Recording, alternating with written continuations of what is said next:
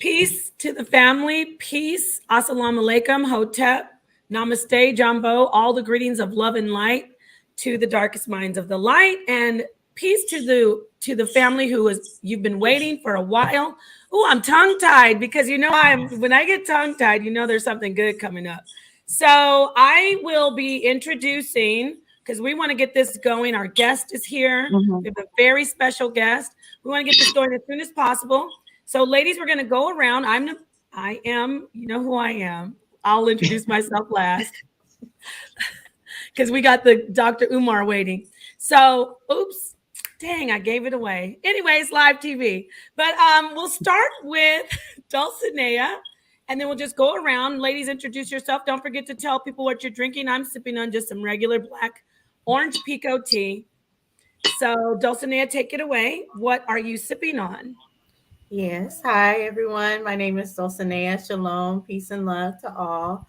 I'm actually sipping on a little bit of wine, and it's mixed with some cran grape. And I did, if Dr. Umar wants to go ahead and get connected, I did set up an email as well for one-time use. I don't know if that would be easier, but I did send that email to you, Queen. Oh, wow. Thank you. Yes, Dr. Umar, we know you were having, Dr. Johnson, we know you were having some StreamYard is so difficult, but one of the sisters did set up an account just for you. If you want to go through that one, we'll just hold off on that. But if you want to come in, she set up a Gmail account for you. So we can send that to you if you feel like coming in and clicking the link. I'm just throwing that out there to you. You just go ahead. I say let's try this way, and if it don't sound too cool, you go ahead and let me know. Get us a chance, though. Awesome. Okay. Thank you. All right. No problem. Thank you. Now, Mahogany, please unmute yourself, introduce yourself, and let us know what you're sipping on, sis. Okay. My stomach is a little bit upset, so I actually was drinking some warm almond milk. But my name is Mahogany Roots and MJ. I've been on YouTube a while, probably a good 8 years at least. But I've only had my channel. I've only been doing videos for about 4 years on and off. I met you through Sonetta. I came on your show and told my story about my brother's death. We believe he was killed by the police. My channel is just a all-encompassing channel, but I've always considered myself Black empowerment. It's a fun, friendly channel, good environment. That's about it. Thank you. And Naphtali, please introduce yourself and let us know what you're sipping on. Hi guys and shalom. My name is Queen Naphtali and I'm sipping on some good water here. And it may change to orange juice later. But just sipping on some water, and I am a YouTuber. My channel is called Naphtali's New School of Thought, Naphtali's ADYC New School of Thought. And I like to bring out a lot of history, biblical history and science. So that's some things that I like to work on with my channel. So, and I'm so happy to be here with you guys, and shalom. Shalom. Shy Love, please unmute yourself. Let us know what you're sipping on and introduce yourself. Hello, everyone. Again, I am Shy Love, and I am sipping on some good old water. I have to go to work later on, so I can't have any drinks tonight. I wish this was some vodka, though. But I'm here in Richmond, Virginia, and I co-host a show that comes on Monday nights. It's a digital radio show. It's called The Dinner Plate, and it comes on the radio network 101.1 The Fam.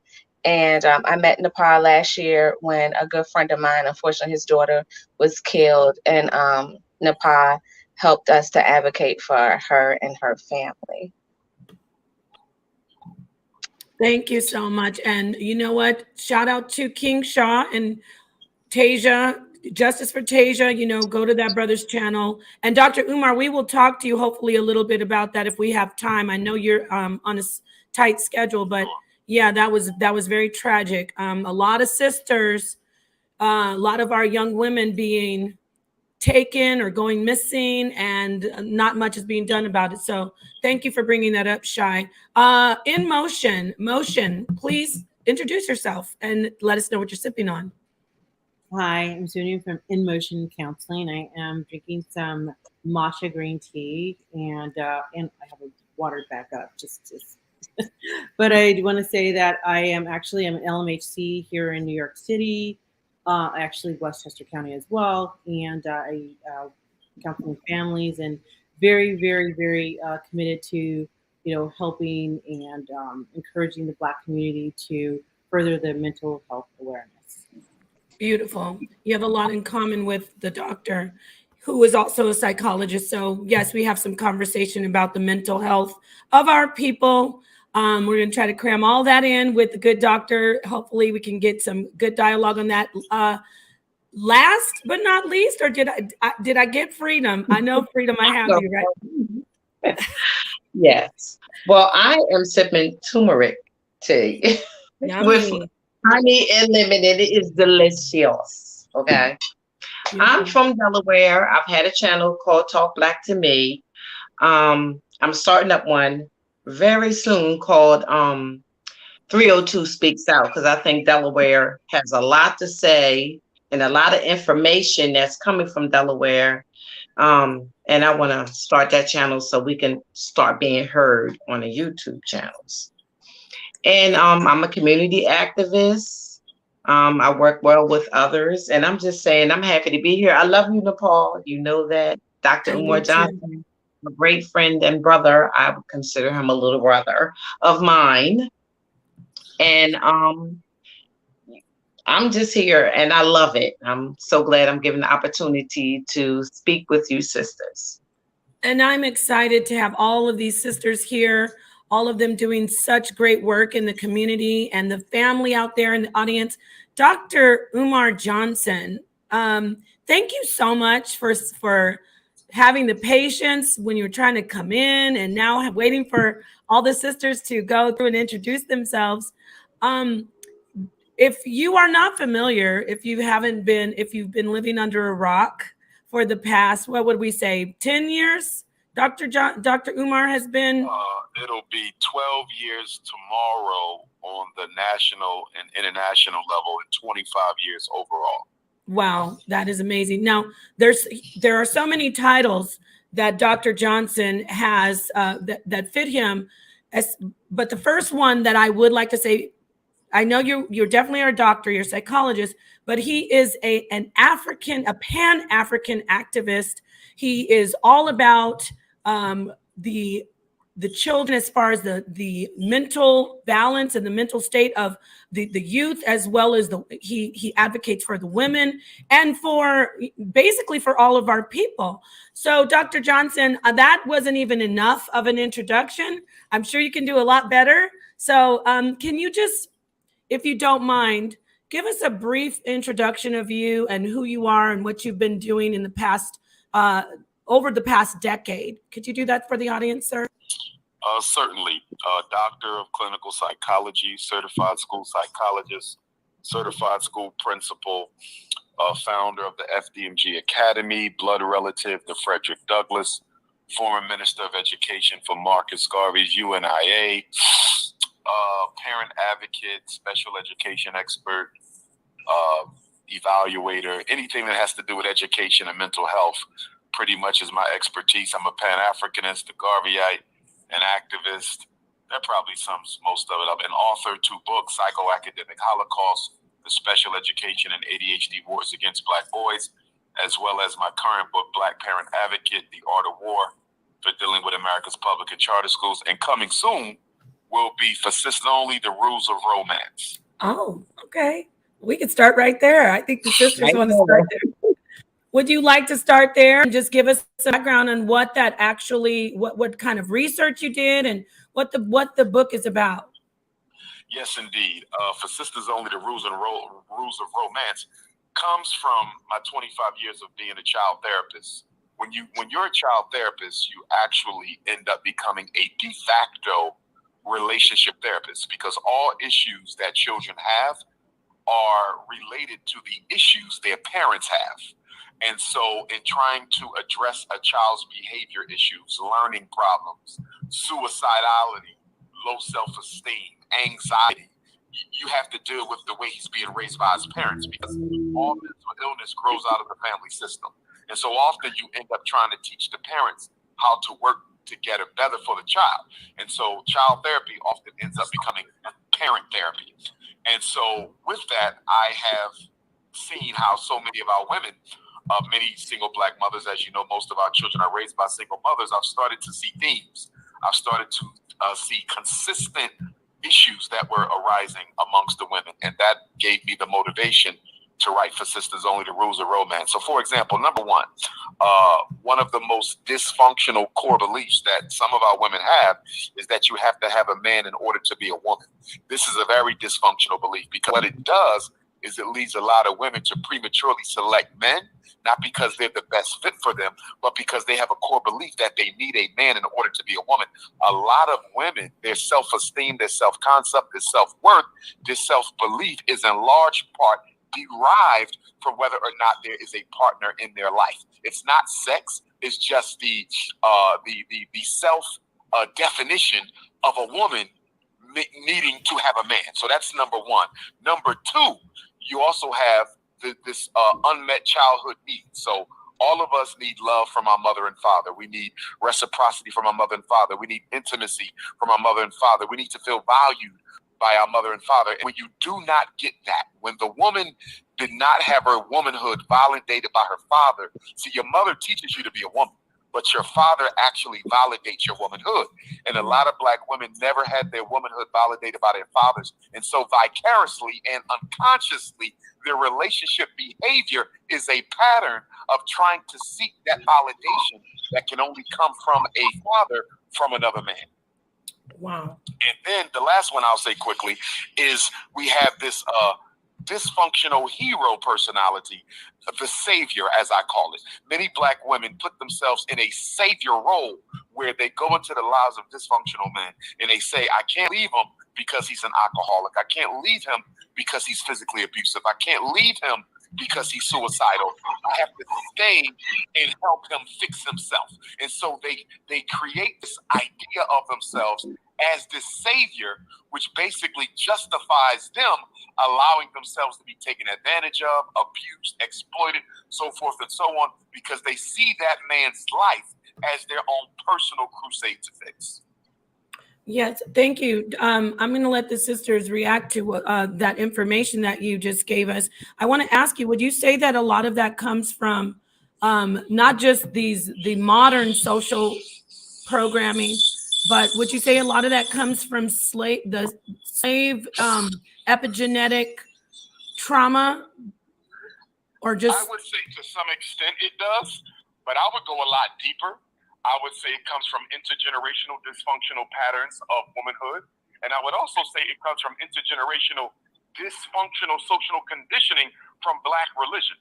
So, for example, I have heard pastors and imams tell women that even though you're being abused by your husband, even though you've been abandoned emotionally by your husband, even though you're being financially exploited by your husband, you cannot get a divorce.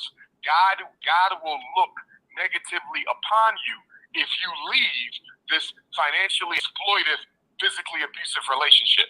And so we see religious leaders, the Black church, and when I say church, I don't just mean Christianity. I'm speaking of any and all religious denominations. I see them as complicit in the sexual, emotional, and physical exploitation of Black women, because they so often encourage Black women to remain in these dysfunctional patterns of relationships. I agree with you on that. I did speak to, I don't know if you're familiar with Dr. Alicia Powell. She has written some books and she does therapy on religious trauma amongst our people, amongst Black people. I don't know if you're familiar with her or anyone else, but she speaks along the line about the church, the Black church, keeping the Black woman single. So if you want to read to that, I mean, that's basically what I hear you when I say single. Well, I was kind of dealing with the other side of that. Okay. Not keeping them single, but keeping them in dysfunctional relationships. Mm-hmm. However, the reverse is also true to your point, where you have a lot of these bougie middle-class values that are imposed on Black women that basically says, hey, you know, in order for a man to be a good man, he has to make as much as you or more. He has to have as much education as you or more. Okay, and then also he needs to be of the same religious persuasion. And I'm stepping back and I'm looking at that from a political science perspective, and I'm saying, well, wait a minute. Only one out of every 4 black women will get married. Well, wait a minute. Black women have a lower available pool of men to choose from than any other woman in this country. She already is up against the 8 ball because so many of our men are in the cemetery or in the prison. So if you're going to make it even harder for the black woman by saying that, hey, you can't get married unless he's a Muslim if you're a Muslim, or he's a Christian if you're a Christian, or he's a Jehovah's Witness because you're a Jehovah's Witness, you're making it even more difficult for her to find a husband because you're now saying she has to be religiously equivalent to the man she's going to marry. That is a very big issue. And then when you add the education and income component to it, you're basically going to keep a lot of black women single if you're telling them that your man has to have your educational level, your financial level, and then he has to be of your same religious persuasion. To me, it's absolutely ridiculous because my wife, and I'm not married, but I will be one day, okay, but my wife does not have to have my same educational level of attainment. She doesn't have to have my same financial level of attainment, and she does not have to have my same religious persuasion. So I practice Yoruba spirituality, which comes out of Nigeria. My wife does not have to be an Ifa devotee. She does have to have a relationship with God, but she doesn't have to be of the same religion. The most important thing for me as a Pan-Africanist is whether or not you are willing to unite with me in this marriage to raise revolutionary children and to make a significant contribution to the liberation struggle of African people. That's the most important thing to me.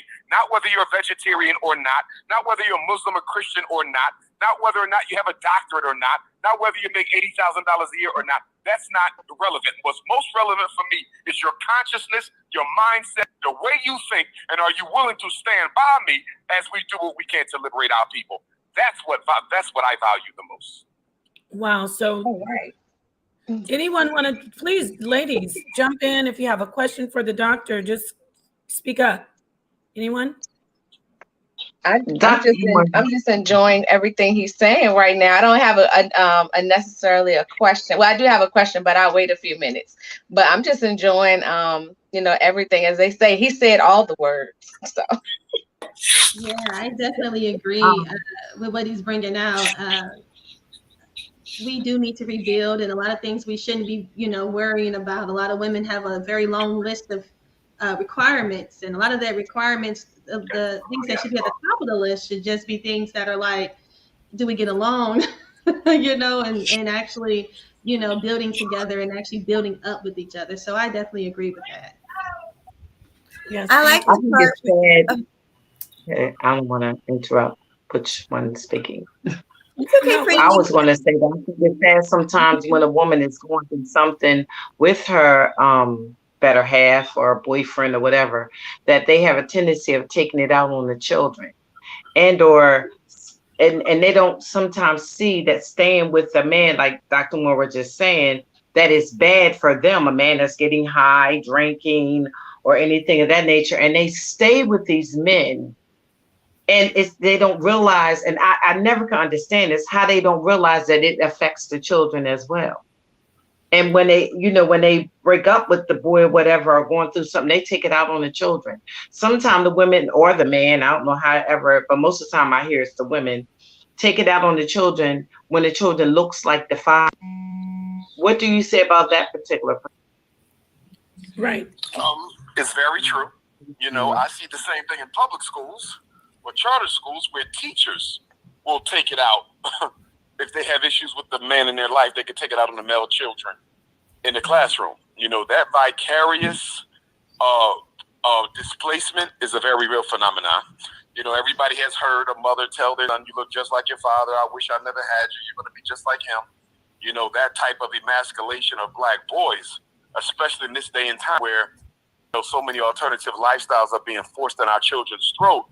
That kind of feeds into that narrative and that type of conditioning when women, berate their sons in particular. And it can even happen to the daughters as well. I mean, two of the biggest pathologies I'm seeing right now is a crisis in black mother-daughter relationships. That's one. A crisis in black mother-daughter relationships. And then the other is a crisis in healthy black sisterhood culture. We do not have a progressive black culture of sisterhood in our community. In other words, if a black woman is hurting and she needs love and support, where does she go? She can't go to the church because they're going to tell her to go back home. And if they don't tell her to go back home, they're going to tell her she got to accept Jesus before they can help her. She go to the masjid, they're going to tell her she got to accept Muhammad before they will help her.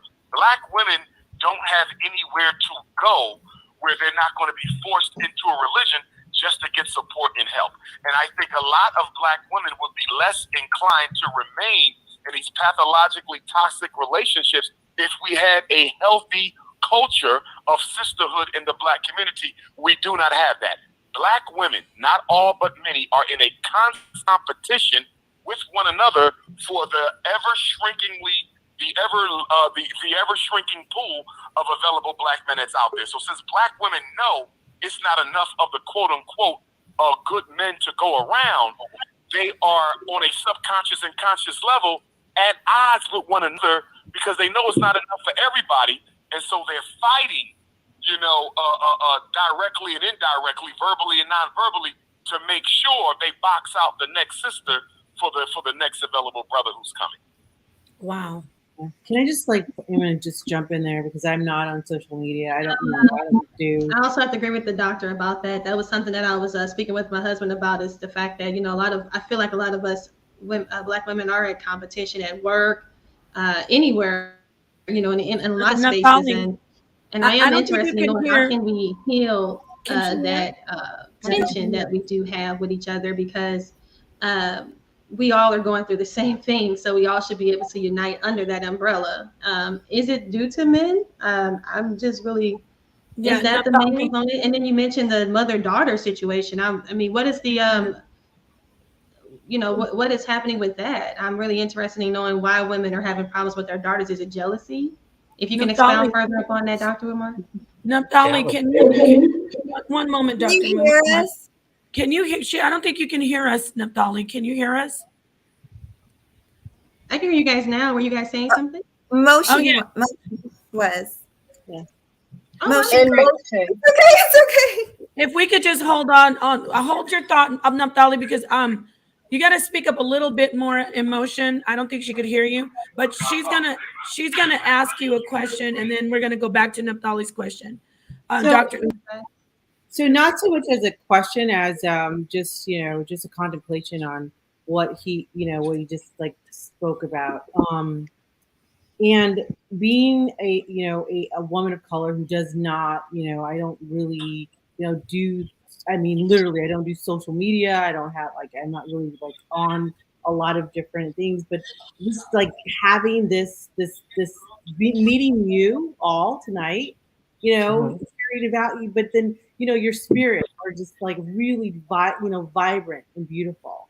And knowing that, we have that together in whatever, in whatever form, yes, being very protective of it. I think that's important. This is we're live on YouTube, but I treat, kids and families where we're being safe and able to share, our struggles and what they're going through is really important. So really being able to have, to speak to what you're saying and echo the fact that, being able to connect together and not work against each other, because there's a lot of things around us it's doing enough. We have to fight a lot of battles. And when we can just say, okay, you know what? We got to trust each other. We got to be able to, just come together in this forum. So. All right, thank you. You're speaking about women, black women in general, right? Yes. Okay, thank you. So Dr. Umar, two of the sisters made some comments and had some questions. Did that come in clear enough? The two sisters. I think it did, at least with one of them. Here's what I would say: that mother-daughter situation is due to very poor intergenerational preparation of women to be mothers of female children. If you look at, first of all, let's understand something. There is no greater place in society where the biblical adage that the punishments of the father will visit the children, hear that a lot in religious texts. And there is no place where that thought or that narrative rings more true than in the family. In other words, if the mother is sexually promiscuous, you can almost bet that most of the granddaughters will be as well. If the father is an alcoholic, you can almost bet that most of the grandsons will be as well. It is very hard to break intergenerational cycles. And the reason I'm bringing that up is many times the poor maternal relationship that between mothers and daughters was modeled by the mother, by her mother. And it was modeled by the grandmother, by the great-grandmother. So we're talking about intergenerational cycles where the women emotionally abuse and neglect their daughters. A lot of it is jealousy.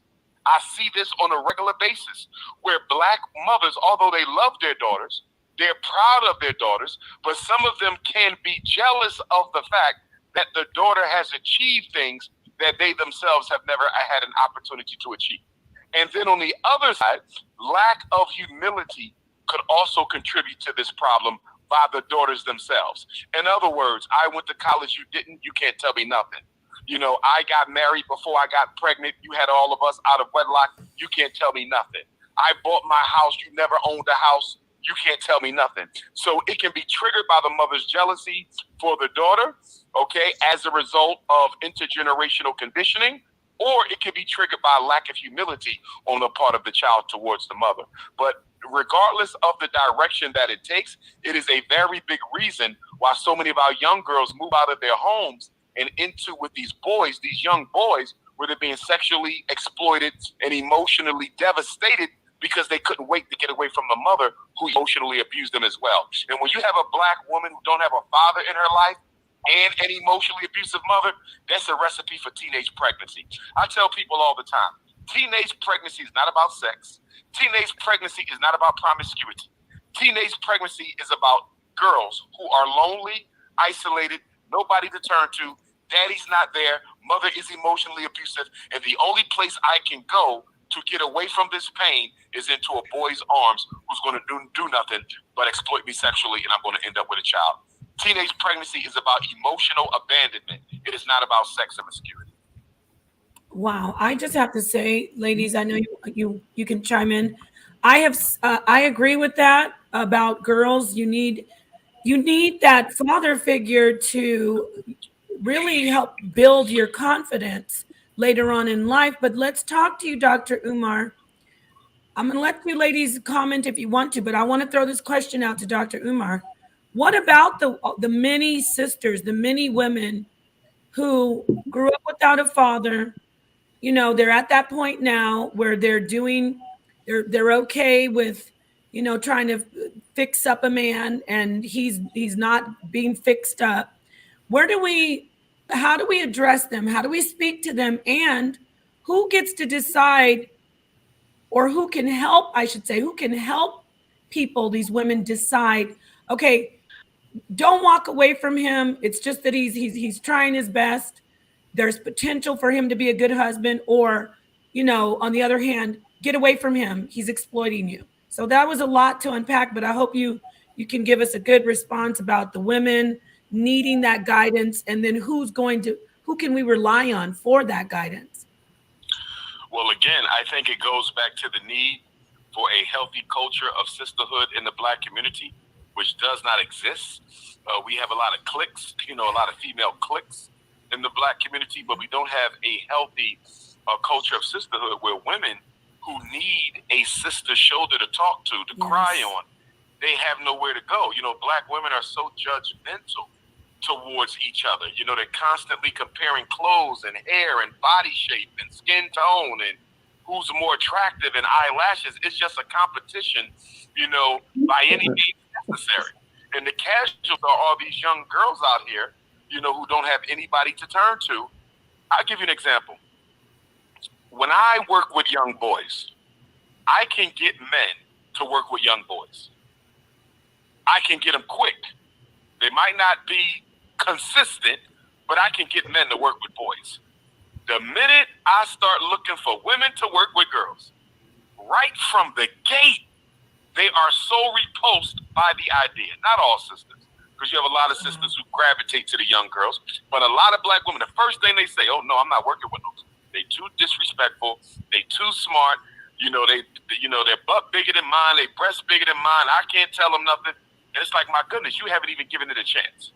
You haven't even sat down with these girls. And I just see grown women who are so repulsed by the idea of trying to build a relationship with girls who are young enough to be their daughters. And it has created this cycle of poverty, this cycle of depression.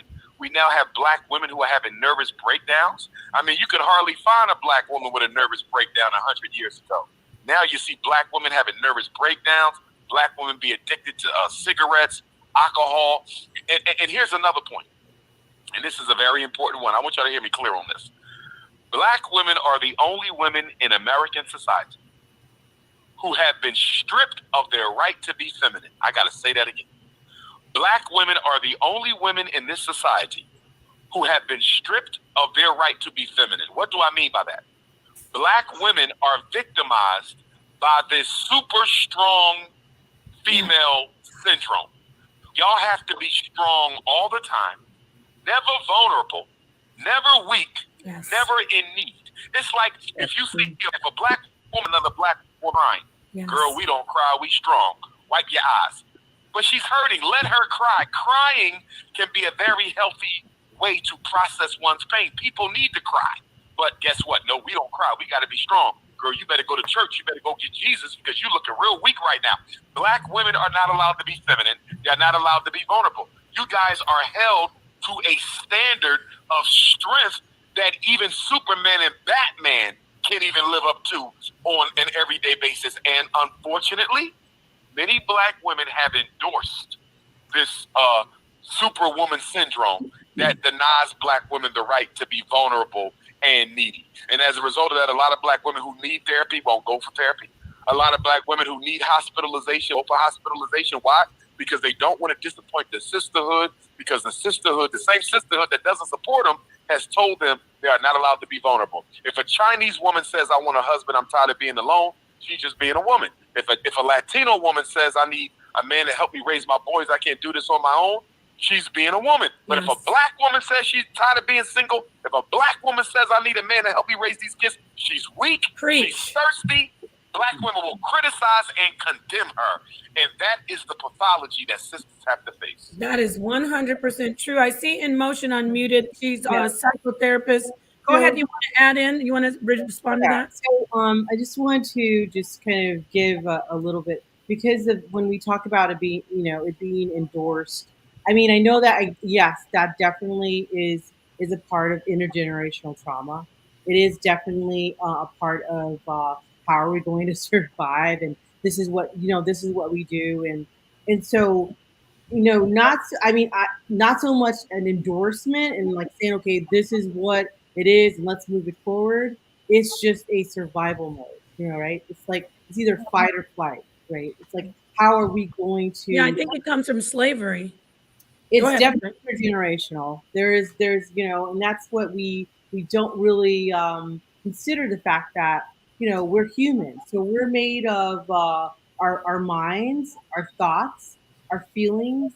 There's a lot that makes a human being, and that drive to survive, it is built in to our bodies. So just to say, I don't think it's so much like a promotional, we have to be strong, but it's just how the survival in our moms and our grandmoms have said, okay, you know what, you can do this, and a lot of women have. So it's just to throw that out there. Yeah, thank you. So let me move to Dulcinea. I saw she had her hand up. And then Dr. Umar, of course, we want you to, respond to what the sisters are saying. Dulcinea, did you want to add something? Yeah, I had a question, and it's kind of going back to the guide and what Dr. Umar was saying before and what In Motion is kind of saying. I wanted to bring a different aspect in it of the two-parent home, and something he mentioned before with people teaching women not to put all their esteem in men. But from my how I grew up and what my dad taught me was really to do that and really try to put a lot in yourself. But what ends up happening is we are not taught how to find a man. We're taught kind of how to be strong, to be able to take care of ourselves. But then it comes to the fact of like when finding a husband, we're trying to prove that we're not like every other woman that's just looking to be taken care of, all this other stuff. But it ends up where we're picking the wrong guys as well.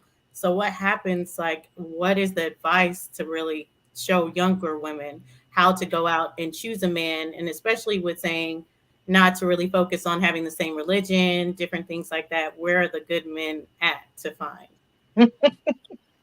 Yes, Dr. Emer, go ahead. Yeah, I would say things from this equation, and I agree with everything my sisters have said, but missing from this equation is the role of the elder in the Black community.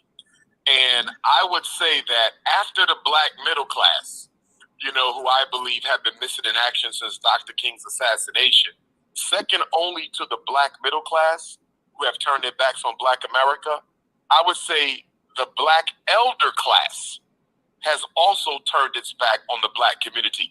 A lot of the grooming, a lot of the training, a lot of the socializing, a lot of the preparation for womanhood and motherhood in a traditional African context is done by the elders. The women are ones who take the ladies through the rites of passage. And they start training them from the age of 11 or 12.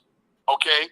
We're going to train you how you carry yourself, what you let a man do, what you not let a man do. We're going to teach you to value your vagina, okay? Yes. To understand that God chose you and only you as the portal through which human life will come from heaven to this earth. Our girls do not get that. Instead, what they get is grown women, many of whom old enough to be their grandmothers, on social network, twerking, selling their bodies, socially speaking. Okay, I don't know what it is about social media, but it has even turned grandmothers, Black grandmothers, into thoughts. I mean, you go through this, you go through your Instagram feed, you go through your TikTok feed, you go through your Facebook feed. All you see is pages and pages and pages of Black women from 18 to 80 years old showing off their bodies to any man who will look. It's like a social media pornography parade going on. And I'm looking at this and I'm like, our girls, because 7 years old, you can have a TikTok. You shouldn't, but most of them do. You can have an Instagram or Facebook. You shouldn't. Most of them do. Imagine what's going through the mind of a 7, 8, 9-year-old girl who gets on social media and sees a woman old enough to be her mother or grandmother engaging in sexually seductive and suggestive behavior. Women to take back the sacredness of their vagina and the sacredness of what a Black woman is. Yeah, it reinforces to the younger person, it reinforces the bad behavior. And then again, Dr. Umar, I'm going to pass it on to you sisters, but Dr. Umar, I just want to make this comment. Where do we draw the line between, how we said, I'm grown and it's valid, to where you're saying, but you're being irresponsible. I'm thinking it's the type of like TikTok, children are there. So where is it where somebody, I'm not saying grandmas, but like a woman, she's in her 30s, 20s, and she's like, okay, I'm not advocating for twerking, but I'm also very careful, Dr. Umar, I'm very careful about the way the Black, and I'm sure you agree on this, the way the Black woman has been objectified, but not just objectified, but painted as, like any of the sisters on the panel, they're beautiful. Somebody would look at them and say, well, but I could see this about you, so you must want to have sex. So speak to us about the thin line. I'm sorry, ladies, if anybody had something to say about what Dr. Umar, okay. Can you speak to us about the thin line between I'm grown, I'm not, my body, I don't have to wear a beekeeper outfit, the hijab, but also I'm sacred. Talk to us about that intricate thin line, because that's something I really want to hear from you. Absolutely. Well, first of all, that whole thing about I'm grown, it's irrelevant because when you live in a village, there is law and order. We as African people, we are not anarchists. We are not anarchists. We believe in law and order. So we don't care if you're 18, 38, 68, you are going to abide by the customs and traditions of this village, or you will be put out of it. And the reason why it's so hard to enforce a standard of behavior for Black men or Black women is because we are disorganized. Disorganized people can enforce anything. It takes the community to be organized in order to hold the members of that community accountable for what they do. So until we get organized, you'll never end Black on Black crime. You'll never end teenage pregnancy. You'll never end any of the ills that plague our community until we as a people get organized. Now, to your point, it is a thin line, but I think the line is a very visible line. And I think that Black women have to come to a point where they say, hey, guys, to them, just like Black men have to come to a point and say, hey, fellas, we are participating in our own, in the extermination of our own public image. Black men have participated in the extermination of their own public image with gangster rap, with this gangster energy, with promoting violence and death and drug selling and sexual promiscuity. We have participated in the extermination of our own public image. Black women have done it too. Wow. Okay, with men, it's with violence and genocide. With Black women, it's with sexuality and physical objectivity.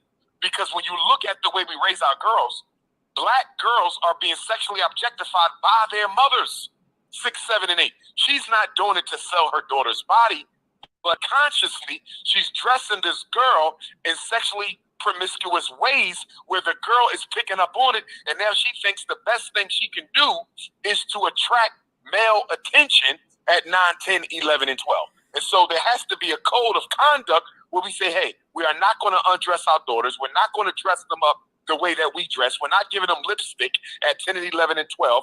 Let a child be a child. And that's one of the biggest problems we have in the Black community for our girls and our boys.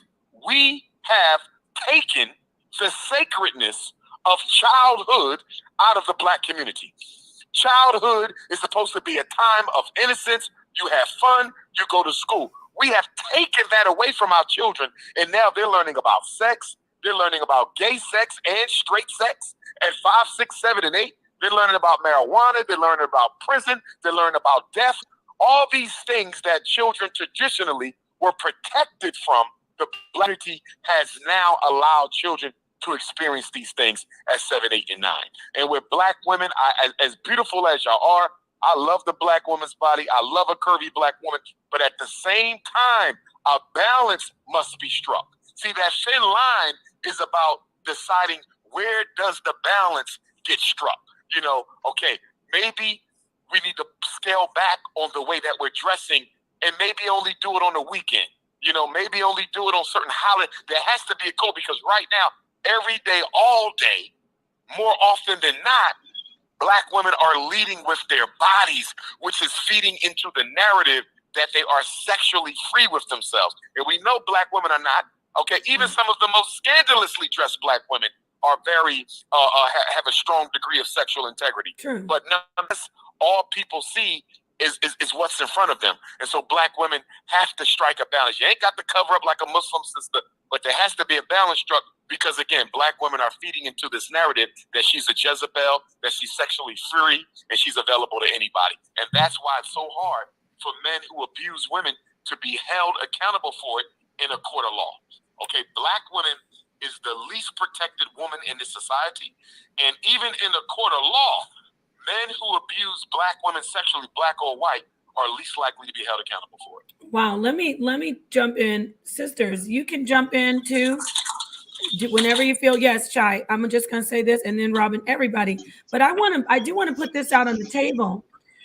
Talking about African culture, talking about other countries where women dress in a more, I'd say, the stigma isn't on them. Like if a woman has on a bikini top and some cut off jean shorts in Jamaica or even in Haiti or in the DR or where our diaspora is, African diaspora, in South America, they don't get, I mean, there is always that sexual attraction, but there's not that stigma of, oh, here comes this this 304, like in the West. So I want to put it out there that we have a lot to do. When Dr. Umar, I'm talking to you, I'm talking to the ladies. I love how you said we need more women, like I guess councils or elders, to say, okay, if you're wearing the spaghetti straps, how do you carry yourself? See, I focus on how women carry themselves a lot. So I threw that out there, and I don't want to be unfair, Doctor. If you could just let that, I love your input. Let that just be on the back burner, because I think some sisters wanted to respond to the information you put out. So just bear with me. Anybody wanted to respond what Dr. Umar said about the clothing and the attire? I wanted to chime in about young Black males, because I feel like in certain instances, Black women are the least protected in our society, but in other instances, I feel like young Black boys are the least protected in our society. When it comes to sexual molestation, abuse, or rape of a girl, any color, a Black girl, a white girl, whatever, it's recognized. But when it comes to the molestation, abuse, sexual abuse of a young Black male, it is trivialized. It is turned into, oh, it's part of his manhood. It's his rite of passage. We have rappers, Black men, who endorse paying women to have sex with 11-year-old and 12-year-old boys. And they brag about this. And I feel like they're not being held accountable at all for the things that they're doing to young Black males. I have a close friend of mine who was molested when he was 4 years old by his female babysitter. As a grown man, he said it didn't bother him. However, and he said he liked it when he was 4. It happened when he was 4, 5, 6, 7, 8. He said he liked it. However, he had a 2-year-old son at the time he was telling me the story. I said, so you're telling me if your 2-year-old, when he's 4, 5, 6, or 7, and a babysitter does this to him, you're okay with that? And then he thought about it and he said no. It took him years, over 10 years, to finally admit that what happened to him at the age of 4, 5, 6, 7, 8 was wrong. So I want to know, I can hold my sisters accountable.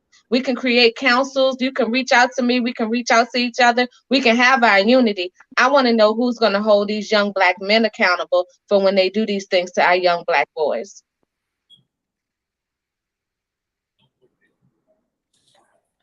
Dr. Umar? Well, I agree with that. I totally agree with the sister that we as men have to hold ourselves and each other accountable.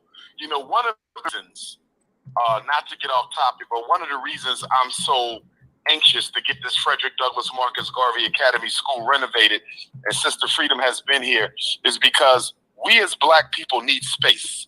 Space where we can organize, space where we can talk, space where we can come together and express ourselves freely without worrying about offending, a certain religion, offending a certain political persuasion, offending a certain ideology. We got to have space to do this. And unfortunately, one of the things that contributes to our disorganization as a people is we don't have many places in the Black community where we can go and speak freely about our needs as a people, because this organization is funded by these people, and this organization is funded by these people, and we get funded by these people, so we can't allow y'all to come here and talk about this or talk about that. So we need places to be able to do this. But I totally agree with my sister. Black men have to do a better job of holding Black men accountable. And I'm going to be absolutely honest. One of the biggest reasons Black women do not respect Black men right now is because we are letting Black boys terrorize the Black community. These brothers who are out here killing each other, that's on us. letting them do that. That's not on Joe Biden. It's not on the governors of the states. It's not on city council. It's not on the state reps. It's not on the state senators. It's on adult black men. We are letting people under the age of 21 kill our children, disrespect their mothers, ignore our grandmothers. This is on us. Until black men take back the black community, we'll never get the respect that we're looking for from our women. Thank you. Thank you. Anyone want to respond to that? I think that is a very valid point. I actually was having this conversation earlier, and that is so true.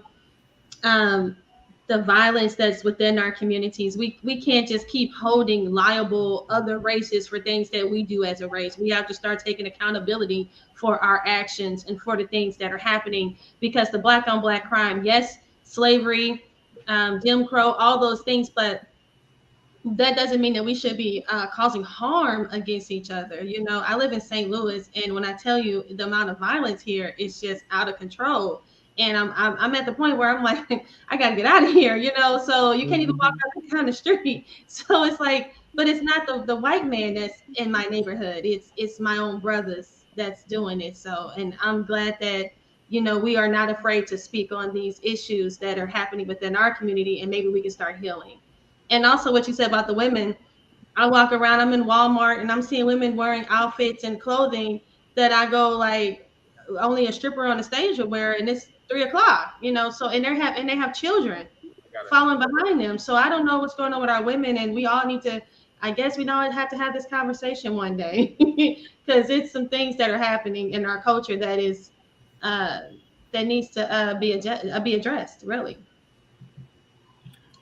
Thank you. I totally Okay, agree. I'm going to say something. And also, I think another thing we got to deal with as a people too is the fact that we don't like to police our own. And what I mean by police our own, we don't like to police our siblings, our cousins, neighbors.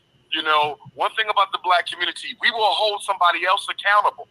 But if that person is in our family, in our neighborhood, in our community, a part of our association or inner circle, we don't like to hold them accountable. And that's another reason why we have so much division, because we don't practice justice the way that we used to.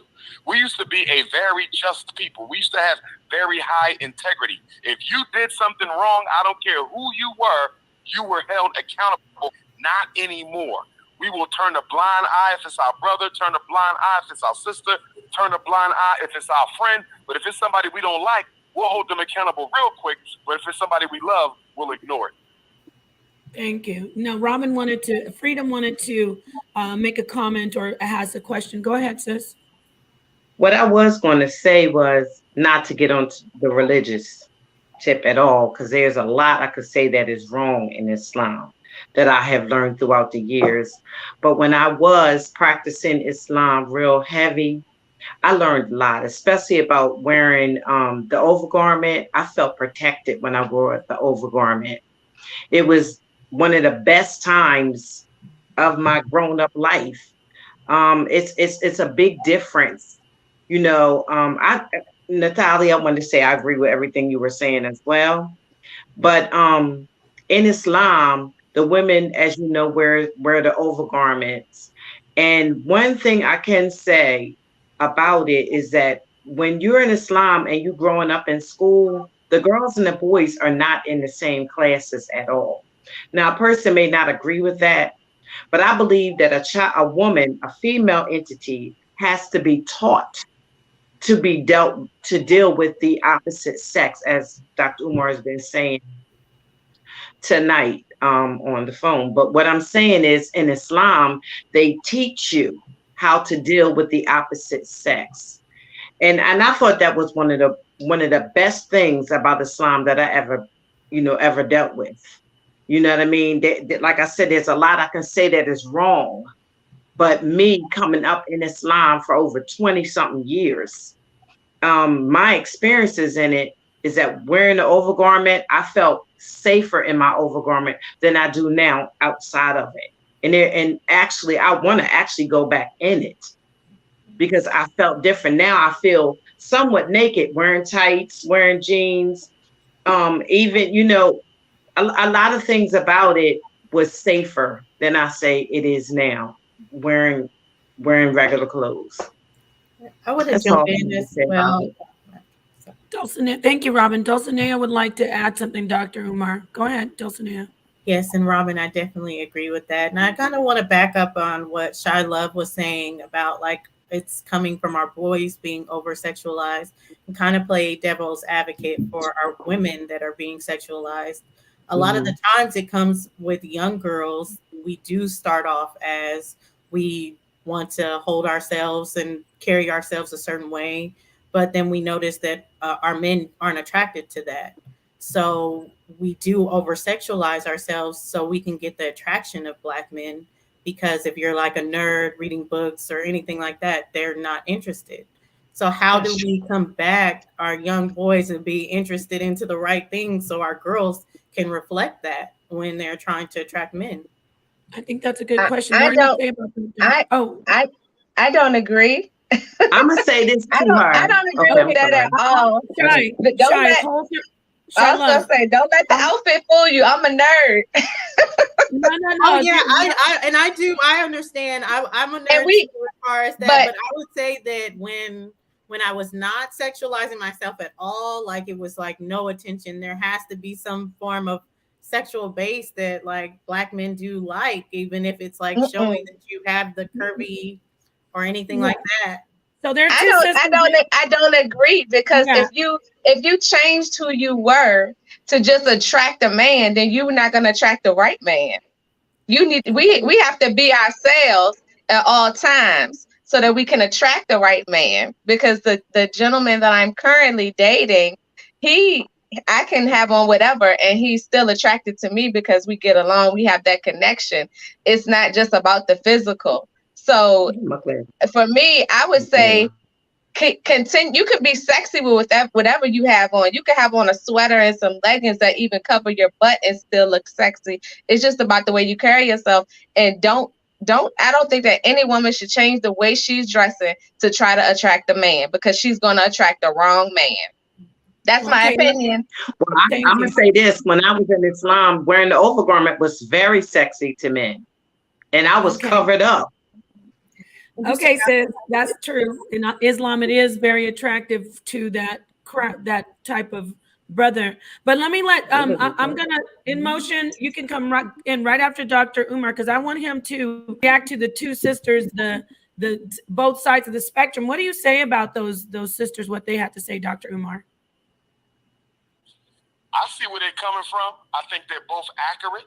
I think we need to implement what each of the sisters said. But at the bottom line is it has to start at the top, which is community. You know what I mean? We have to, one of the things I plan on doing is going around and giving everybody in the community an option of whether they want to opt in or out of an accountability system, and let them know these are the rewards for opting into the accountability system. You follow me? These will be some of the punishments for opting into the accountability system. Because I'm going to be honest with you guys.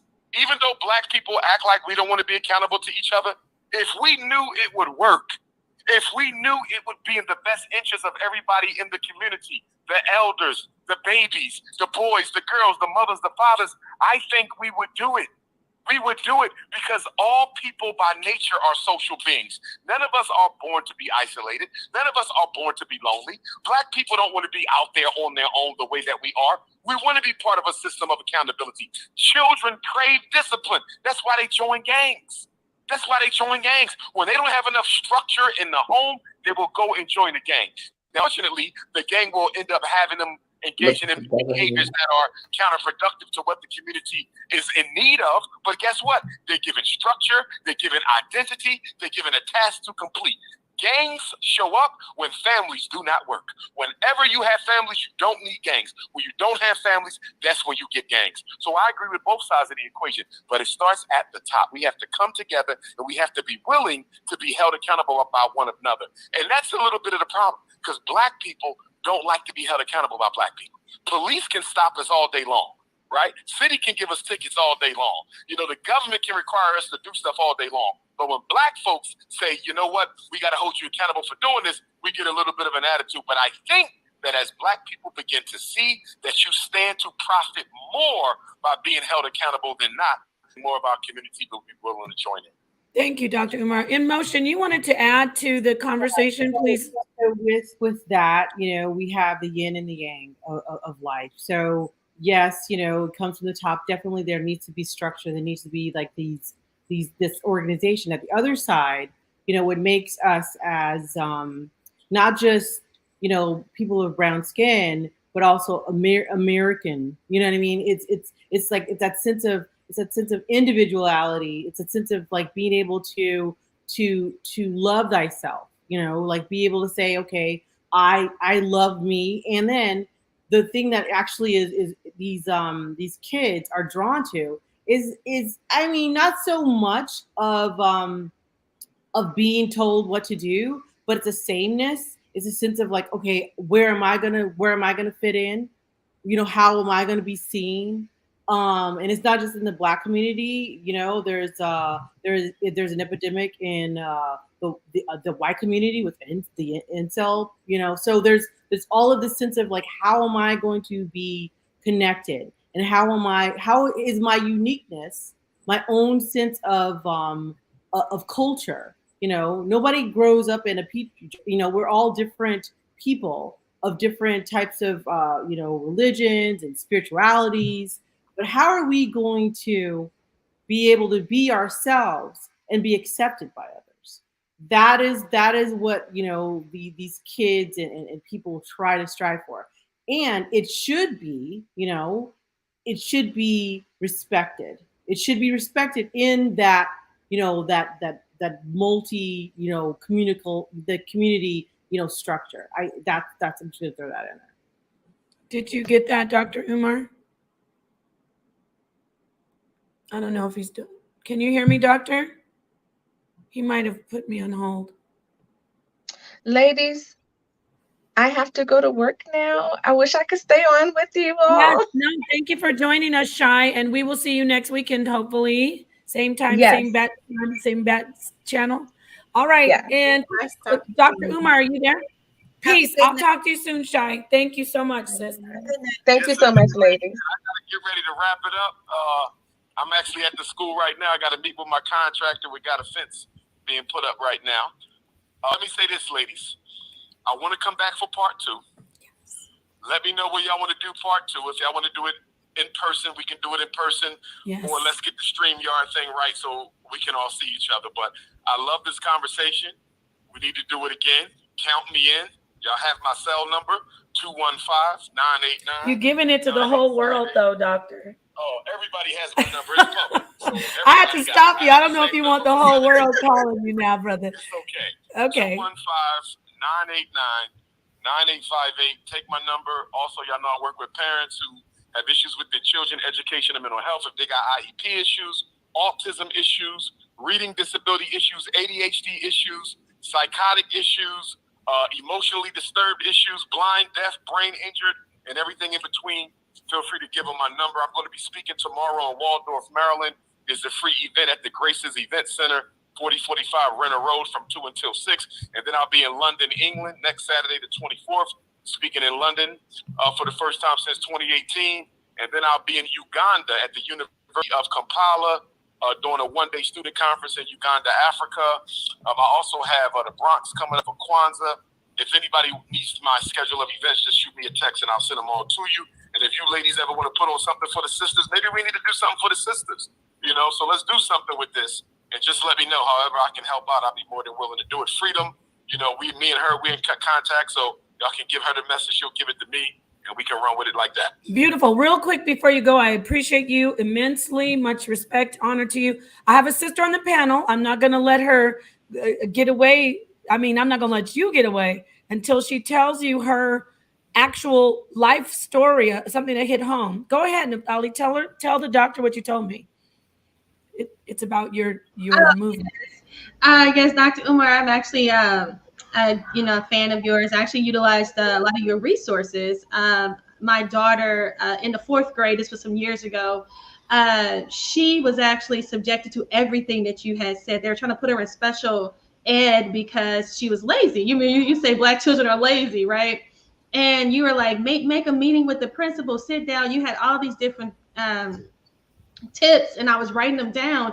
And my husband came to the school and he got kicked out of the school and was told he couldn't come back to the school. So everything that you were saying that was actually going to happen actually did happen. But what ended up happening is that we stood our ground, and here we are. My daughter's now 16 in the 11th grade, and she's a straight A student taking honors classes. So I thank you so much for helping us out and providing us with that information. Thank you. Glad to hear that, Queen. Glad it turned out right. Okay. Thank you, Dr. Umar. You have a beautiful, peaceful, and safe evening. We'll see you soon. Likewise. Be blessed, y'all. Okay, peace. Beautiful, ladies. That was great. Yes, now we can get into talking about no, this is like the last part of the show. I like to let the guests go, but there was a lot of great interaction. But now we can really just let our hair down, so to speak, and really talk about any points that that stuck with you. I'll start with let's start with Mahogany, because she has been not super quiet, but we haven't had a lot of input from you. And then we'll go to Naphtali. Talk to me. What stuck with you, or anything that you disagree or agree with? Talk to us about that. Well, first of all, I took a lot of notes. I took notes on everything that everybody was saying. But one of the main things, I told you that I grew up in a very religious family, and then I married a Hebrew Israelite. And so when he was talking about how the church pushes Black women, sometimes they have no place to turn. I've experienced that firsthand, not just with myself, but I've seen sisters. Even though I grew up in the church, like I said, my husband was a Hebrew Israelite, and I've seen it happen. And it doesn't really matter the faith, but I've seen that happen several times where they're dealing with something at home. Maybe the husband has an issue, and they're just told to pray about it. It drives me. It just was. You're coming in with a black eye and you're being told to pray about it. No, your life is in danger. You need to get away from that situation. But so that really, really, really hit home, because I've seen that with my own two eyes with several women. And then also, I had a question for y'all and him. So he was talking about one of the things he mentioned, and there was about 15 things, but one of the things that stuck out was he was talking about how women don't have a sisterhood. And unfortunately, I think we all probably agree with that. It's sad, but he also, in the same breath, he was talking about how there's no volunteers for young women, young girl children. And it was like, one of the reasons that the women say that they're not volunteering with the children is he was saying that they were judging the girls, judgment of how they look, maybe how they dress. And so I guess my question would have been, we say we want that sisterhood, but at the same time, we're afraid to come back and teach them because we're concerned about how they dress. I feel like you have to kind of make an effort. I've worked with young people before, and they're so insecure about themselves. You really have to, you can talk to them about the way they dress, but you have to kind of ease your way in. If they feel like they're being attacked, they're not going to talk to you. They're going to clam up just like that. So I was wondering what you guys thought about that. I think that a lot of times the girls just wear what they see everybody else wearing. But I was, I've dealt with younger girls, and plus I have 2 daughters of my own and 5 granddaughters. So, it's different for me. My oldest daughter didn't have a baby until she was 37. And my other daughter didn't have a child till she was in her upper ages. So they definitely didn't take after me as far as that. And they're both very independent and doing very well for themselves. Dealing with younger girls, it's your approach on how you approach them. I guess because I come from a different background and a different time, I see things differently when it comes to dealing with younger children. I think that most of the time the girls are dressing the way they see other girls dress. And who are we to judge them? Why should we judge them? Like, look down on them because they might have tights on, or might, it doesn't mean that they hot in their butt just because they got tights on. Mm-hmm. I mean, so, people see things differently when it comes down to working with younger girls. Your approach, it's your approach on how you approach the younger generation. I agree. Yeah, and it's also individual. Yeah, you're right. And it's also individual culturally based. I mean, you have, I know, women of color that have fostered, young girls, and so it's really it's the person and where they're coming from and how much they're able to be able to, in fact, back to, the fact that we have this intergenerational, trauma. We are, we're coming from, and we're just trying to do our best and to be able to help another child. That's on an individual basis. That's some that, it has to come from that person and where they, how strong they feel they can be, and how influential they can be. And let me say this too, it's not a lie. Some of these little girls and young girls are disrespectful and they don't know how to talk because they're trying to find their own independence. We don't know their experiences and what they deal with at home. But a lot of times people say, I'm not dealing with them girls because they too grown. Because most of the time they are, in a sense, grown. Not grown where they can take care of themselves, but they're most of the time starting their puberty ages. So they're trying to find themselves. And by nature, we're independent. You know what I mean? So, and I believe one of the young ladies did say that. I believe it was the doctor. That by nature, we are independent. You know what I mean? So we have a way about ourselves anyway. So it might just seem like they're being grown when they're not grown. Like, but they can be girls can be very disrespectful and hard to work with. Right. And because by nature they're independent. So, when they get a certain age, it's like they're already grown up. Like when they hit the age like 15, 16, they already set in a certain ways. Sure, they got a long way to go. But to us that are already grown, that have already experienced things in life, when we're talking to somebody younger, to us, she is too grown. She won't listen.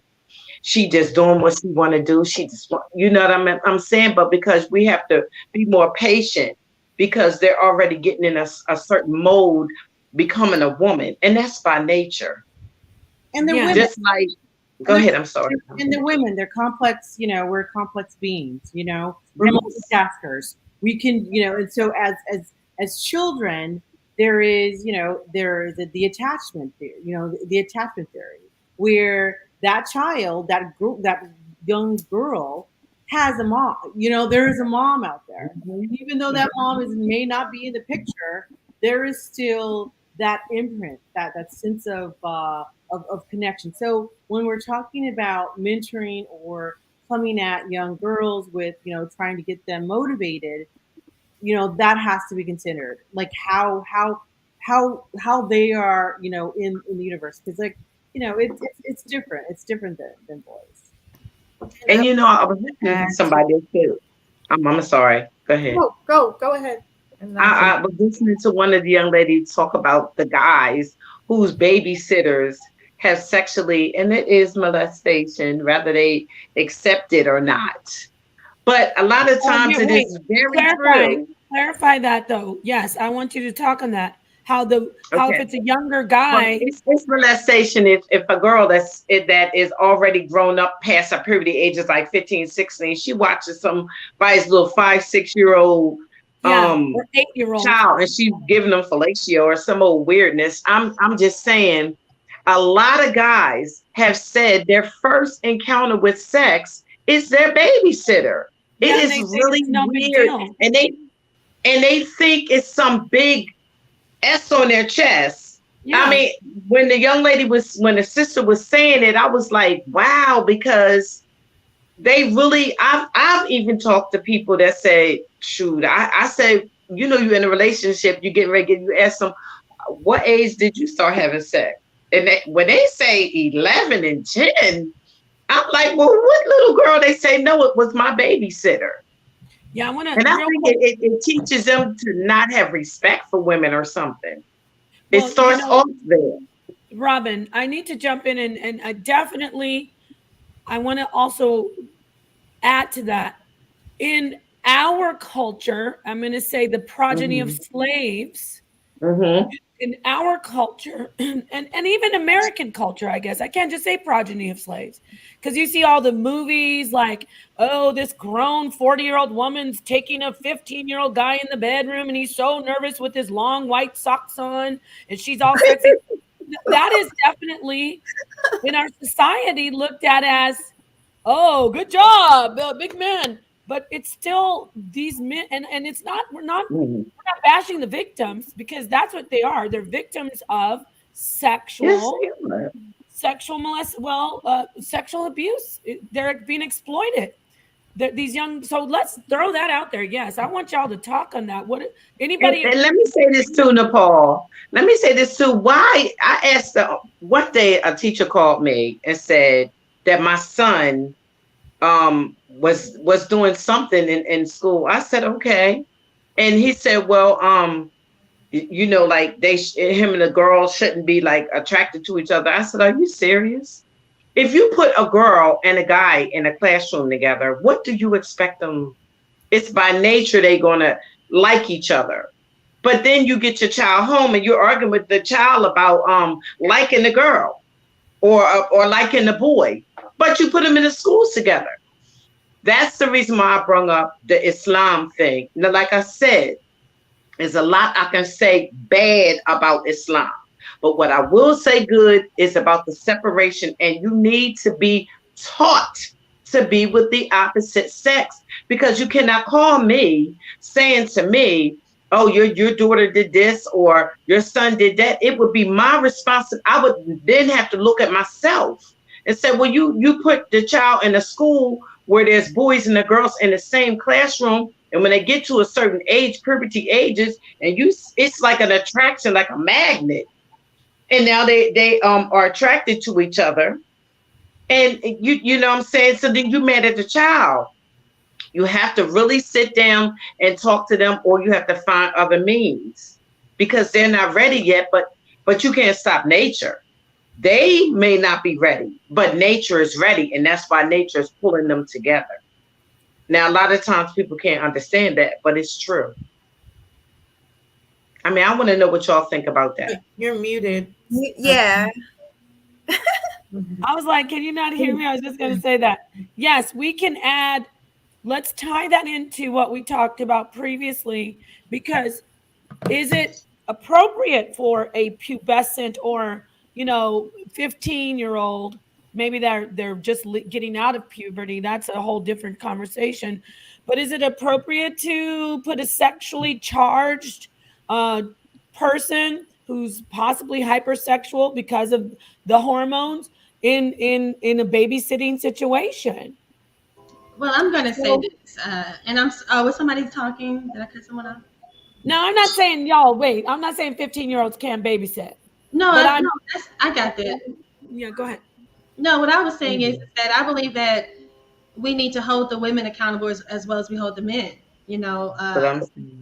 Yeah. So like, if you're sexually molesting a young male, like I have boys, and I don't care if they enjoyed it.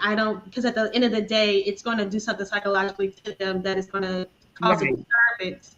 And I think they need to be held accountable as well as same as the men are, because they're being introduced to something that from someone that it should not be introducing it to them, number one, and it's inappropriate, and it is molestation. So that's what I have to say. And what kind of respect do they see in us if we're doing that to them? It mentally, that mind. You know what I'm saying? What to this little boy that this woman, that this little girl, you can say little girl if that's what we're going to say, because she's 15, 16, but she's already started a pattern of her life. She's doing this to this little boy. What is he thinking about us as women? You know what I mean? As he grows up, that's not a good look for us. That this woman is doing these things to this little boy. So what does he have? What kind of respect is he going to have for us? And then little boys don't even tell their parents that the women are doing this to them. They think it's cute because it feels good, and that's true. Right. But I'm just saying that he can't have respect for us mentally after he grows up. Right. I'm saying I agree with you. It's like, and I agree with Naphtali. that if when you open up sex to a prepubescent child, that child is going to have so much struggle in life as far as society sociologically. That child's going to have a struggle. It's going to have issues not just on the surface, like possible porn addiction, possible drug addiction, codependency with women, horrible in relationships, because a lot of times in those relationships, the older girl, she is teaching, and this is not just, this is across the board with molestation. When you have molestation, and I wanted In Motion to jump in as a professional on this, but when you have molestation, there's a sneaking manipulative factor, teaching people to lie, teaching them to lie. And that doesn't stop with just sexual situation. It overflows into their life, like how to just sneak and lie and be deceptive and get over on people, sit right in someone's face and just be a straight poker face compulsive liar.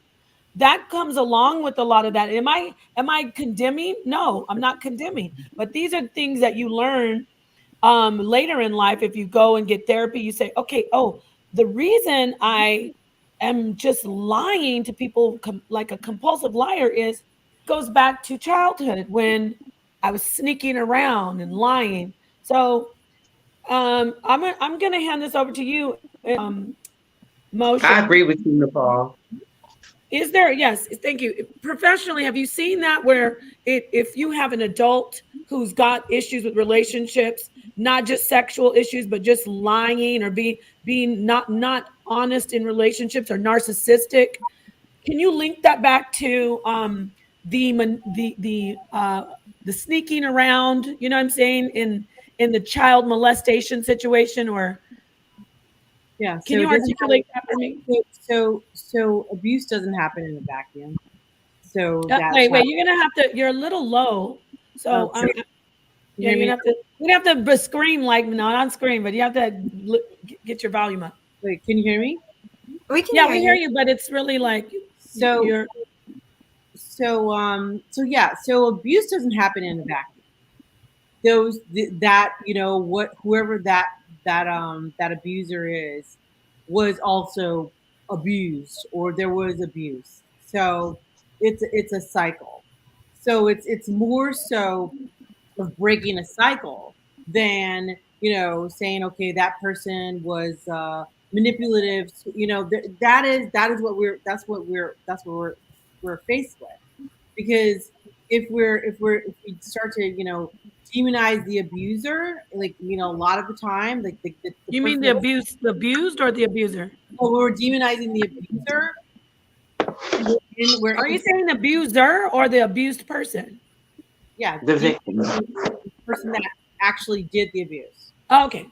So if we're demonizing the abuser with that person who has been abused, that is a very complicated space, because they're in like, just like we've all talked about right now, there is a sense of connectiveness, a sense of like closeness, like like you say, oh, he's a man now, or I wanted to be be in that situation because it felt good.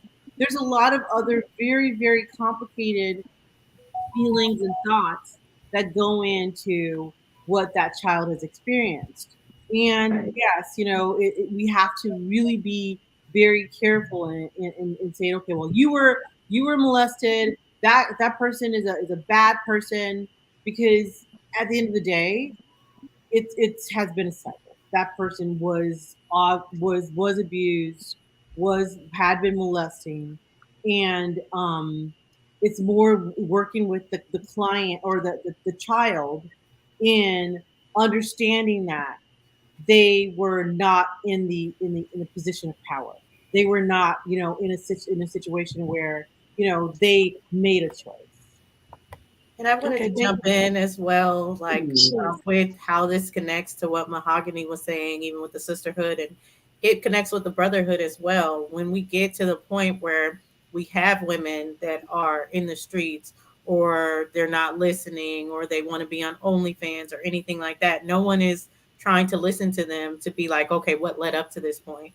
What was the molestation? What did you deal with childhood? So they're not trying to listen to anybody because no one's trying to relate to them. All they're trying to do is say, oh, judgmental, you shouldn't be doing this. You shouldn't be wearing this. You shouldn't be going out like this. You should carry yourself in a different light.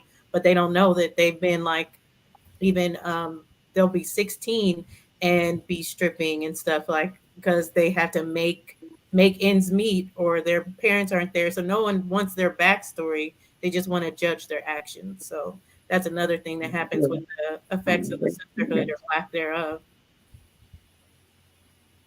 Thank you, Dulcinea and In Motion. Thank you, Freedom.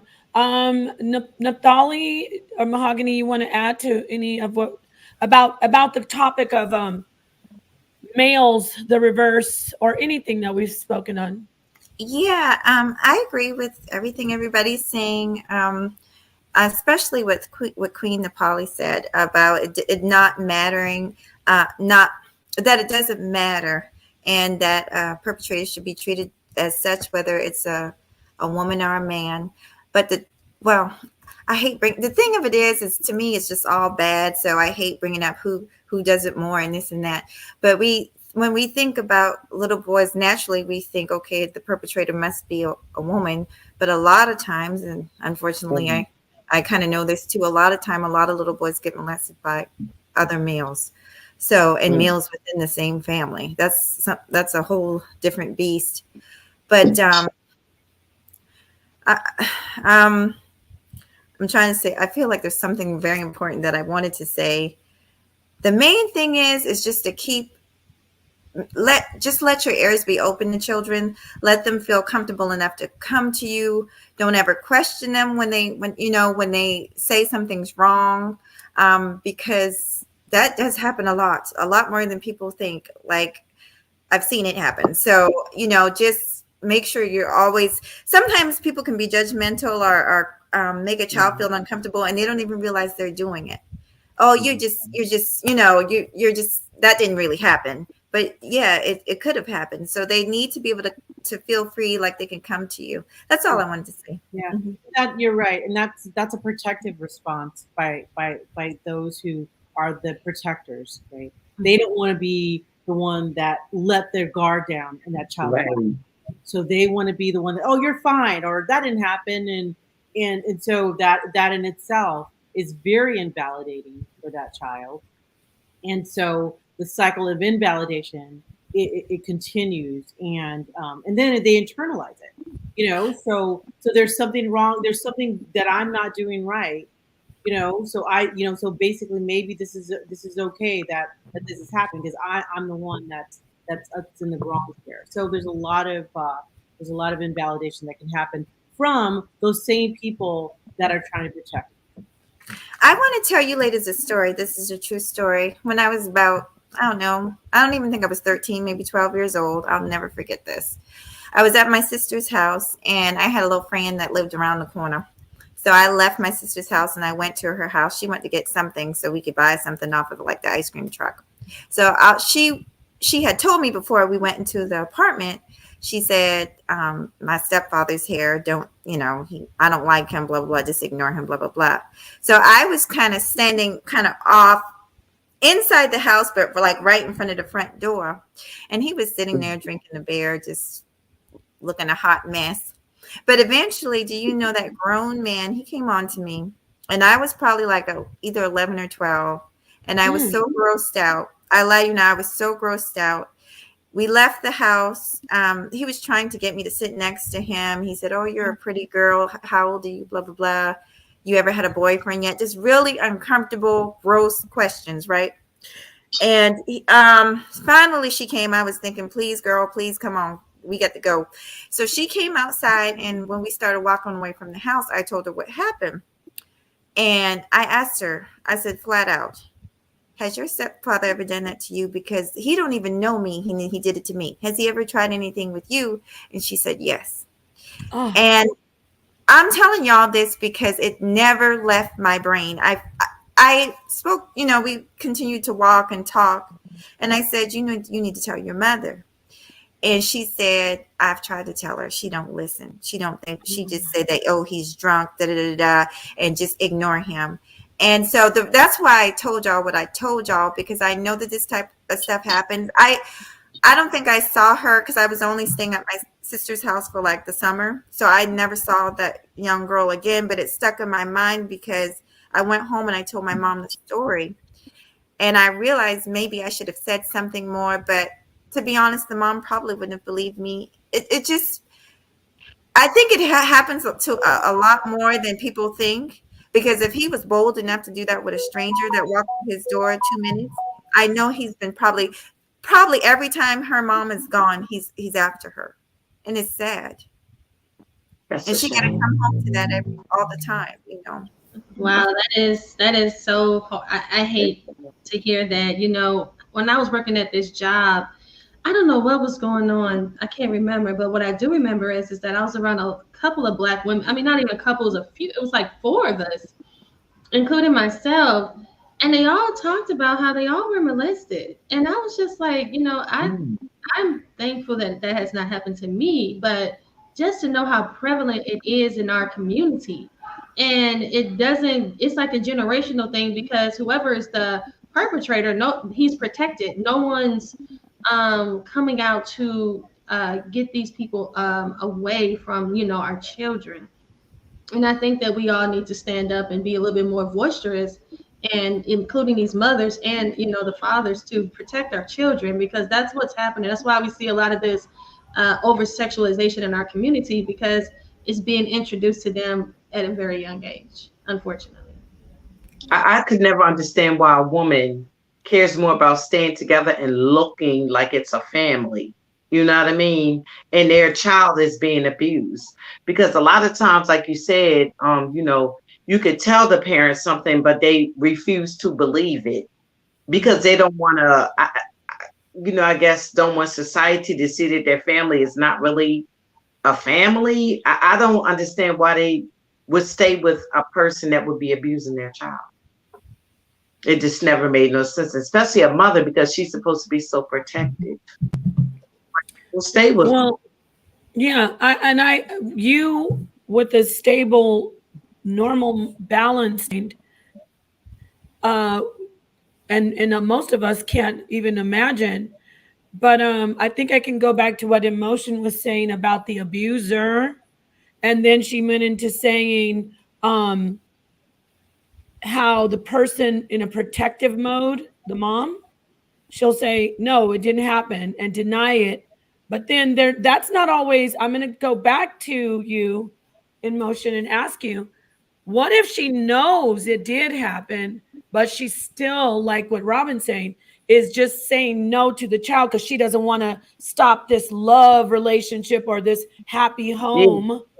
Yeah, What how about that people when look they at know it. it happened? Yeah. Talk to us about that. So, I mean, there's so much to unpack, because there could be, a sense of, there could be domestic violence involved. There could be something where, the kid, the whole family is in jeopardy of being, hurt in some way. And so, or, who's to say that she's, it's really it's really very, very, very sad. At the same time, these parents, they're in the situations where they are with someone. They can be dissociating, which, like, maybe she had abuse in her own life, and so she dissociates. She doesn't even, like, really, she's not even present with what's happening. So it really comes down to how the parent is present in that child's life, and how they're present with themselves, and how they're taking care of themselves.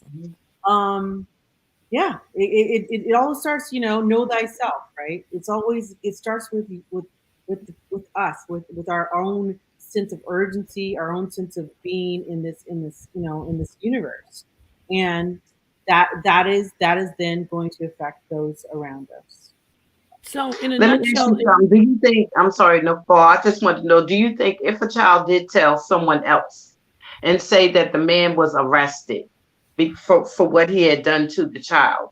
Do you think the mother should be arrested too if the child tells the person that I told my mother Yeah. and my mother did nothing about it? Oh, yeah. Do you think that the mother should be well, held accountable as well? Or if this situation, like you said, she's, acting like it didn't happen and she went somewhere else in her mind, like, I think the mother should be arrested. The child has reported the abuse, and it has has actually connected their mother to the actual abuse and negligence. Yeah, she definitely is culpable for that. So legally she would be she'd be responsible. Right. Anyone want to add to that? Oh, you Yeah. know what? Go ahead, Natalie. No, I was just going to say, I agree. I believe the mother definitely should be held accountable because we are here to protect our children. And if you're protecting the wrong person and you're allowing a crime to persist, then you are definitely worse to me than the person that's doing the crime. So that's how it's kind of tough. Thank you. I'm dropping the link for this last 15, 20 minutes of our show. Thank you so much, ladies, for joining. I'm just going to give us a round of applause. Hold on. Wait a minute. Hold on. I'm dropping the link. Please hit the link. Come in and ask a question. I got something for you guys. Just talk amongst yourselves. I'm just having a ball. It's so nice to meet all of you. Queen Polly, I think I have seen you on Sonetta, but I definitely, I want to, if y'all have a channel, if you put it in the back chat, I definitely will subscribe to you. Oh, well, thank you. Yeah, you definitely have seen me. I've been on Sonetta a couple of times, so yeah. You have seen me over there. Yeah, Dolly, yes. You have been on Sonetta. Is that your YouTube name? I mean, your YouTube channel name? It's just Queen. It is. My channel is Neftali ADUIC, which stands for African Diaspora United in Christ. But it's just ADUIC. But it's Neftali's ADUIC. Okay. New school of thought. I'm bringing a new school of thought is what I like to coin the term because it's not kind of different. But yeah, take a look at what I bring out. I do take the biblical standpoint, but I do have an opinion on other social things, and being a woman in the community, I am kind of pushed to the side because how the men are, but I do have men that do support me, and I'm happy about that, and I'm going to continue on with my And like I said, I'll be starting my channel again soon. So you should. Do you still have it? You still have it? Well, I'm starting something new. It's still on YouTube, the old one, but I want to start something new because I'm trying to do a different approach with things and trying to give Delaware a chance to come in and say things and specific it made to Delaware. You know what I mean? So, I want anybody to come on, but I want Delaware. It seems like Delaware knows nothing about the conscious community. So I'm trying to pull Delaware in. That's why I actually brung Dr. Umar to Wilmington, Delaware. I've brung quite a few people to Wilmington, Delaware. You know what I mean? So that's what I'm trying to do. I'm trying to broaden the mind of people who live in Delaware because a lot of them, I don't know. It's like we backdated here or something. Okay. Really? Well, thank you. I don't know too much about. Oh, I'm sorry. Go ahead. I was just gonna continue with what she was talking about with Delaware. Yeah. Yes. Go ahead. I'm listening. I want you guys to give yourselves a. I'm not good at this. Give yourselves a round of applause.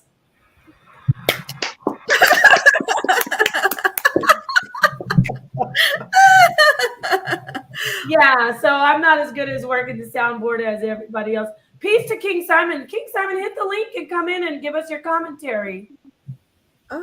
Or anybody hit the link before we close out. So go ahead, Natalie. I'm sorry. Go ahead. Natalie, what was you going to ask me about Delaware? No, it's worth to be a small place. It's just like you don't hear too much about, especially Black people in Delaware. So I was really interested why he chose Delaware in the first place. But Delaware is where it's at. Okay. Really? Okay. Delaware is where it's at. People come to Delaware and never leave. Okay. I'm from Atlantic City, New Jersey. Okay. So people come to Delaware. Delaware is Delaware. Okay. Y'all gotta come visit me one day. Y'all we gotta make a time where we visit each other, or something, since we're starting a sisterhood. And But her house is like a museum. It has so many beautiful artifacts. So we might be closing out a little early, y'all. I want to keep the fire. I don't want it to get like fizzle out. Anybody have any questions? You want to hit the link? I'm going to give you like 2 more minutes. Peace. Oh, let me say peace to the family that joined us. Sonetter's doing a stream also with sisters. So to the mods that came back, that were here, I owe you so much. I love you for working both panels or coming in here and working my chat. I really, really appreciate you. I'm going to do the rounds and let everybody just shout out. You already were doing it, but officially shout out where you can be found. Share your social media, share what you're doing so people can find you. And so I'll start with, you don't have to leave after you do this, but I'll start with Dulcinea. Yes, hi everybody. Hi, my name is Dulcinea again. You can actually find me on social media like Facebook, on YouTube. I'm Dulcinea as well. I do have a channel coming up. It's not up and running yet, so I will keep you guys posted on when that channel is up. Beautiful. Thank you. And now In Motion, tell us where people can find you or, how we can connect with you. If you don't have social media, all the ladies on the panel, you might want to go ahead and get yourself some social media so people can get your beautiful information and your get your vibe. So In Motion. Yeah. So you can email me inmotioncounselingny@gmail.com. You can also, through Nepal, you can get a hold of me.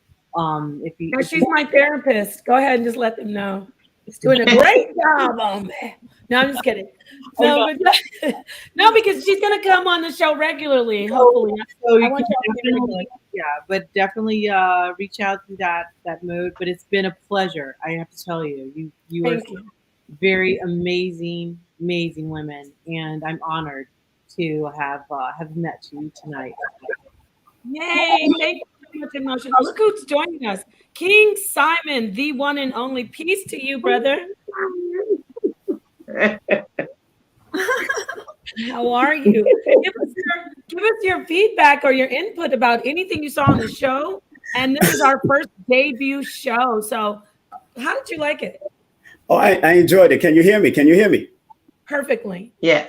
First and foremost, thank you very much, ladies, for allowing your brother to come in with this masculine energy like you had Umar. And fully masculine. Just want to let people know that. And I want to, I think Umar made a lot of points. I think all the sisters on the panel and the sister that before she left, she made a lot of points. And, like I said in the chat, I grew up in a very hyper masculine, hyper sexual family because my cousin on my father's side, my father's cousin was Grace Jones.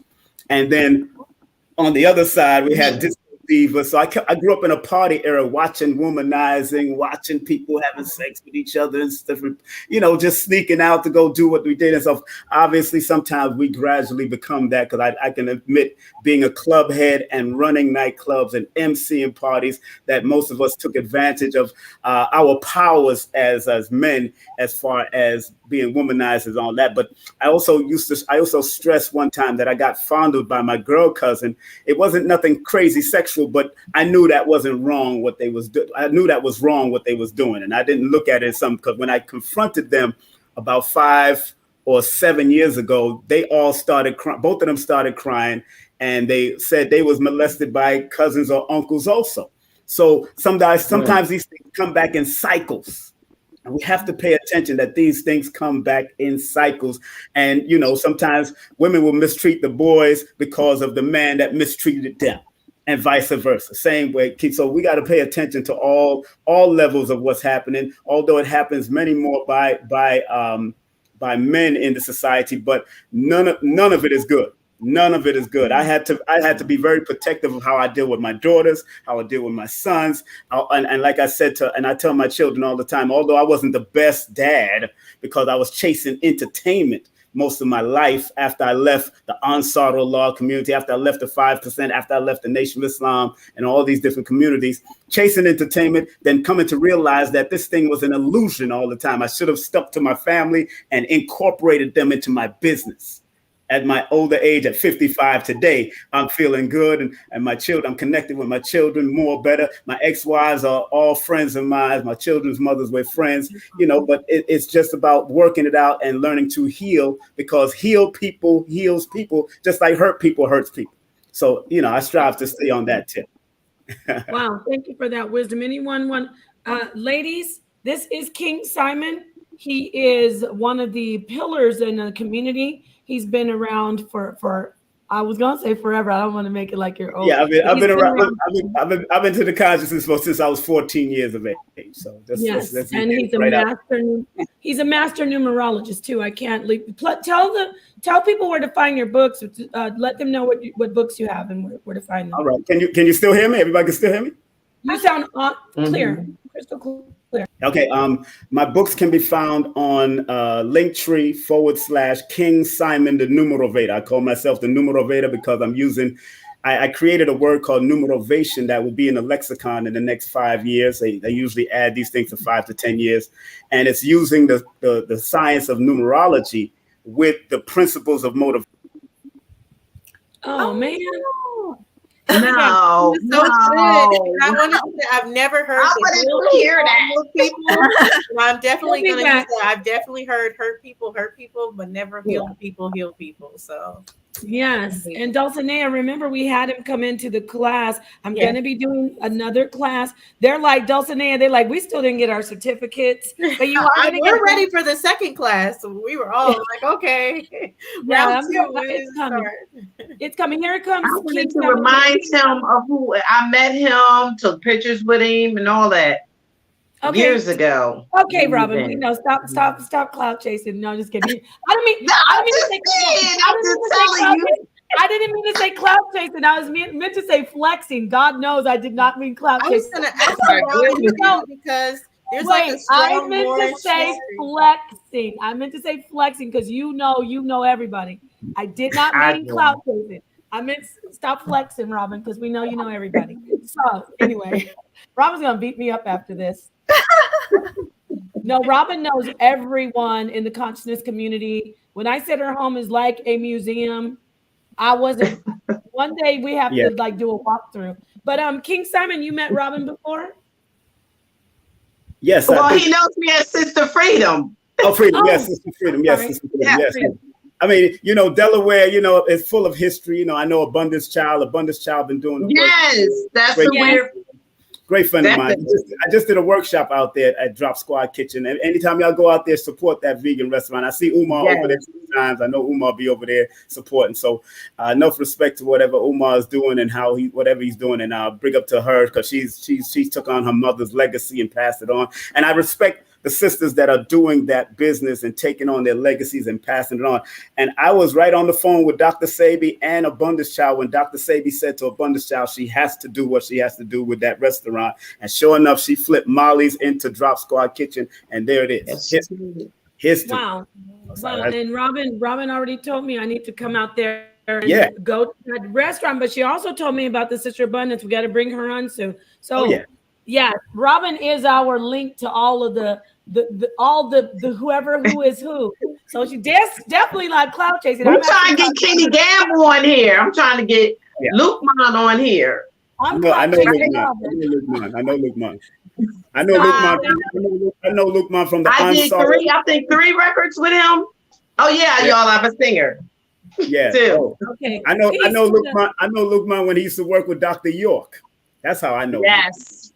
So you know my sister Zodiacus? Do you remember Zodiacus? That name sounds familiar. That's my sister. She passed away. Yeah, she passed. And Sorrow, that's my brother. Those are my blood brother and sister. Oh, since you're talking about that, Robin, also tell everybody your family history, your famous family history. which is I am very a Quarles. My name is Robin Quarles Redden.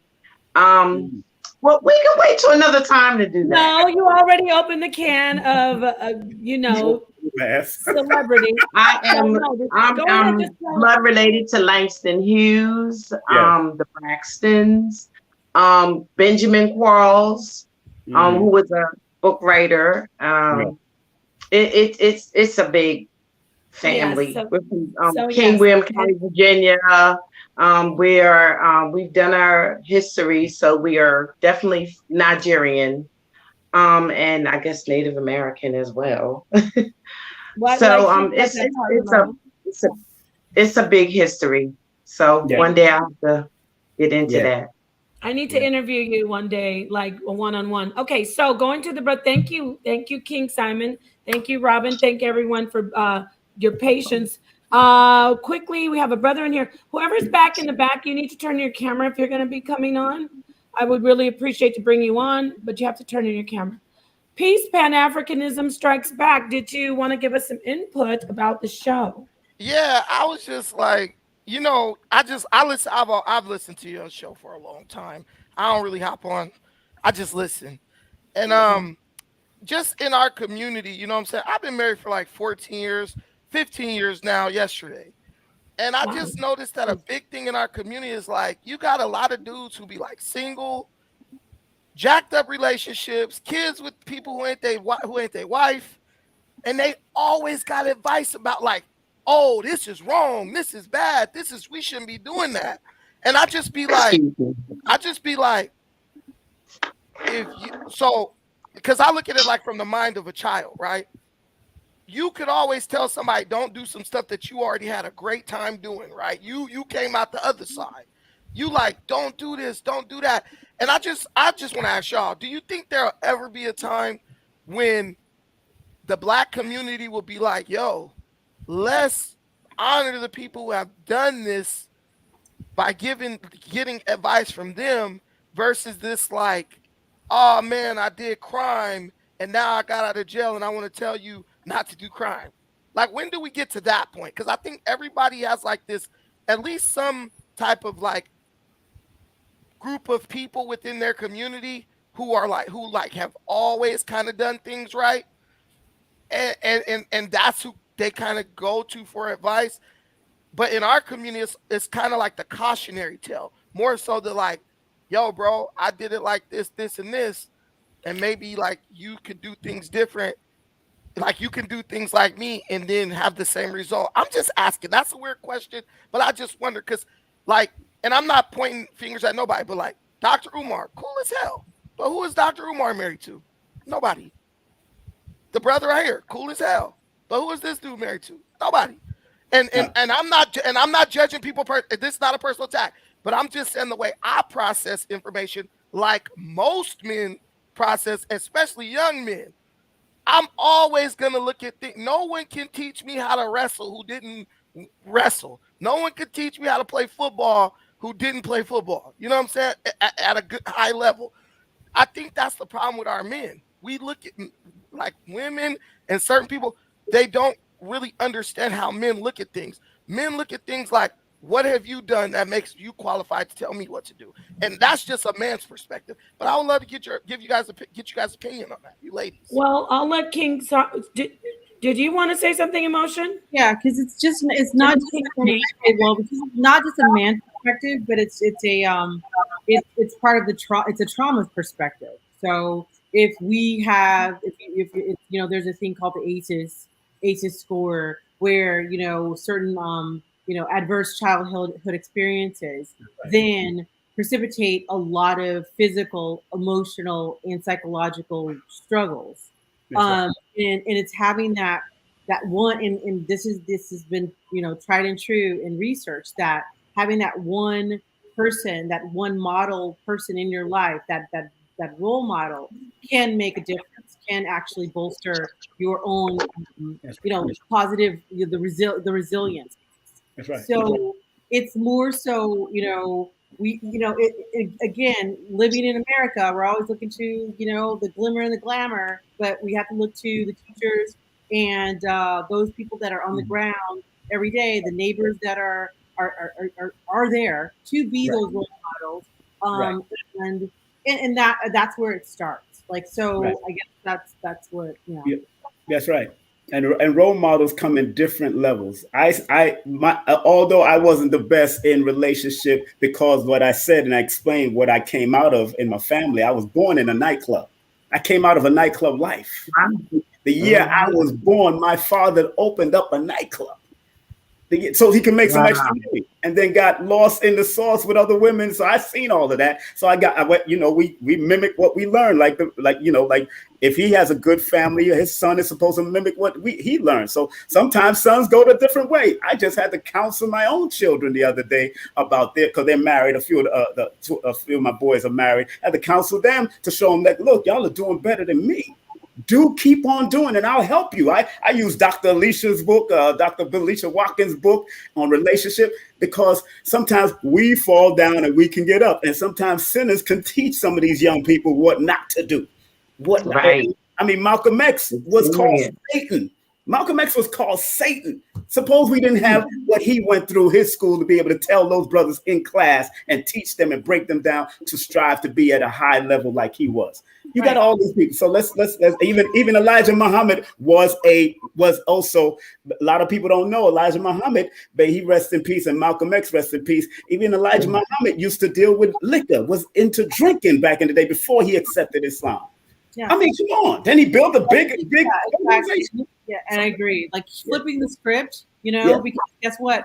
We were coming from struggle, So if we're always being told that story that you got to be better, you got to be Obama, you got to be something that's not like real, that is going to always make our kids feel less than. But if you're like, okay, you know what? People make mistakes, people are on drugs, but they get off drugs, so you have to have both. Meet them where they at. Who was that? Meet them where they at. Meet them where they at. Oh, look at him. What are you doing? What that young man doing? Yes, he's trying to get in the stream. Hey, no, that's not how you get in the stream. That's not. It's okay. It's okay, King Simon. He's a good boy. He's a very good boy. I got 12 grandchildren. You don't get in the screen like that. No, it's all right. It's fine. Dulcinea is an excellent mom, and she see a lot of things that we don't know. And I'm not getting out there and like everybody's business or anybody, but we need to really focus on helping each other parent, because we are like what Dr. Umar said, and I'm not getting on you, King Simon. You're an excellent teacher. Everyone's excellent, but we are so judgmental. And not you, King Simon, I promise. I ain't worrying about that. Look, I said I got 12 grandchildren. We as a people, we see something like that, like, oh shoot, what's going on? Like we we don't wait and find out, okay, what happened? Or if we hear, I'm guilty. I heard Apostle, but he was grown though. This was a grown man. This wasn't a child, but Apostle's son was talking recklessly to him. And I felt so like awful to hear someone's child. That's not really a good example because he was a grown 30-year-old man. But but he's still somebody's child. I agree with you. He's still his child. Well, no, but I'm talking about babies and children. We got to be careful what we do. We got to be careful. He's autistic, so that's how he kind of gets his point across and everything. He's like, hey, you've been there in the back a long time. I'm out there with Dad. I don't know what's going on. Oh my God, Dulcinea, I love you so much. See, I don't want to tell her business. No.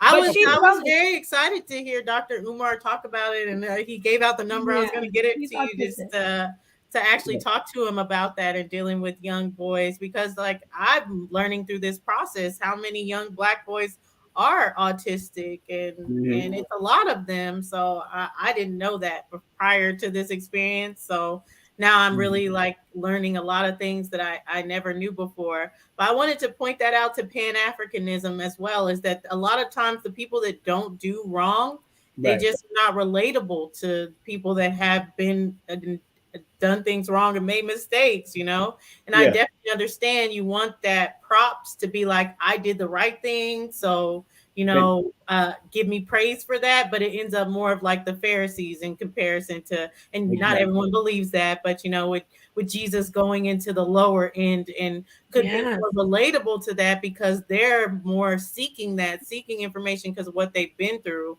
while people who haven't done mistakes, Right. they're like, oh, Right. I've done no wrong, I'm good, I don't need your message or anything like Yeah. that. And sister, I want to say enough respect because I never had any children that went through autism, maybe ADHD or was a little off. I'm just saying, because they try to claim that for me. They just realized that I learned differently. But when I was raising my sons and they was around me, I had the Nation of Islam teachings, I had the Ansar teachings. So anytime if I went like this, they knew to stop. As an old military sign of stopping. That's just me. That's how I was taught. So we learned how to, and I put them in push-up position. I put them on finger position. I trained martial arts on them, so I made sure that they got certain things. To this point, when I see them doing with it, my 4 boys gave me 12 grandchildren. So when I see them with my grandchildren, I just look at them. I'm like, okay, I see where they get that from. And I see that they're putting the children in a discipline. So by the time, every time they talk to me, my children say, I remember when you used to put us in push-up position with water in our hand to hold us up. And I used to do those type of workouts just to show them, yo, I'm not going to whoop you, but I want you to be disciplined and take something away from you and show you that you can work out at the same time. So enough respect, because I know autism is a whole different energy. I know that. So enough respect to what you're going through, sister, and blessings to have him, because you're learning the lessons so you'll know what to do as he's getting older. Thank you. Beautiful. Thank you, King. Yes, ma'am. Yes, that's why we love King Simon. He's a good energy. And so yes, ladies, gentlemen, I told the sisters, these beautiful mothers and wives and daughters, and what I told them, I said, you only have to commit to 2 hours. So I don't want to have somebody sitting up here, because you see Dulcinea's son, the thing about also the autistic children, they don't know fully how to express like we do, but we see what he said. Mama, you've been out here. That's right. Long enough. Long enough to say that. So with that said, I'm going to go ahead and close out. Thank you so much for adding to this phenomenal. To me, it was phenomenal because I thought it was going to be a whole different thing. It was beautiful. It was really beautiful. And sister, think about martial arts and Tai Chi for your child, because there was a movie that came out about accountant. The movie with what's his face? Ben Affleck. And although it's a little exaggerated, but the martial arts also helps them to focus. It helps them to focus, to direct them, especially the breathing Tai Chi, because it brings the yin and the yang together for them. So that's how, I learned that from helping my younger children, who's kind of like they full of energy. Just help them and see if we can put them into that and see if we can help them with that. That breathing exercise is so important. Thank you, ladies. One love, one aim, one destiny. Stay strong, and I'll see you again soon, hopefully. All right, peace and love. You better tune in at least for the next Saturday. We want to see you here next Saturday. I'll tune in. I love Nepal. I know you use June 10th. I love you, girl. Stop. No, that's right. Humanize all day. He remembers. Peace to you, King Simon. Peace and love. All right, peace and love. So it says kick from studio, but I don't want to do him like that. So he goes and leaves him on his own. All right. We already did our closeouts, right? Did everybody didn't do their social media, right? Or we did? Mine, I'll say mine again. It's just my name, Mahogany Roots and MJ on YouTube. Perfect. All right. And everybody? now you can catch me, Robin Redden, Sister Freedom on Facebook. But soon I'll have it up. So I love you guys. This is it. Okay, if y'all don't see any of them next weekend, I had a good time. If you don't see them next Saturday, it was not because of me. It was because we couldn't get them. They probably had things to do. But I'm hoping to see them all next weekend. And peace to the chat, peace to the darkest minds of the light. I see you out there, Tony42. But now I got to say everybody that I see. Tori Bolton, give me a minute, y'all, please. Pan-Africanism. I see King Shaw, New Black World Order. Justice for Tasia, Forever Tasia. That's one of my angels. Jesse Katsopoulos. It won't be long. My brother Max Bird, King of the Mods. Mahogany, look at you. We don't have to say, Mahogany is all in this chat. Okay, Mahogany. Kristen, Mulatto, Vanguard. I think that's everybody. I saw you, Elder Quinoff, Rose. I think I said Tori and Tony. If I didn't call you out, Yahoo. If I didn't shout you out, I'm sorry. I have love. King Simon, I see you. Tony Chiba. And of course, shout out to the HOK, Sonnetter, King of Consciousness. And thank you so much once again. Much love. Peace to the darkest minds in life. I'm closing out. I'm ending the broadcast. Nobody move. I can't even do my soundboard. Wait, let me see. Let me see. No, it's not working. I got to work on that. Okay. Peace, family.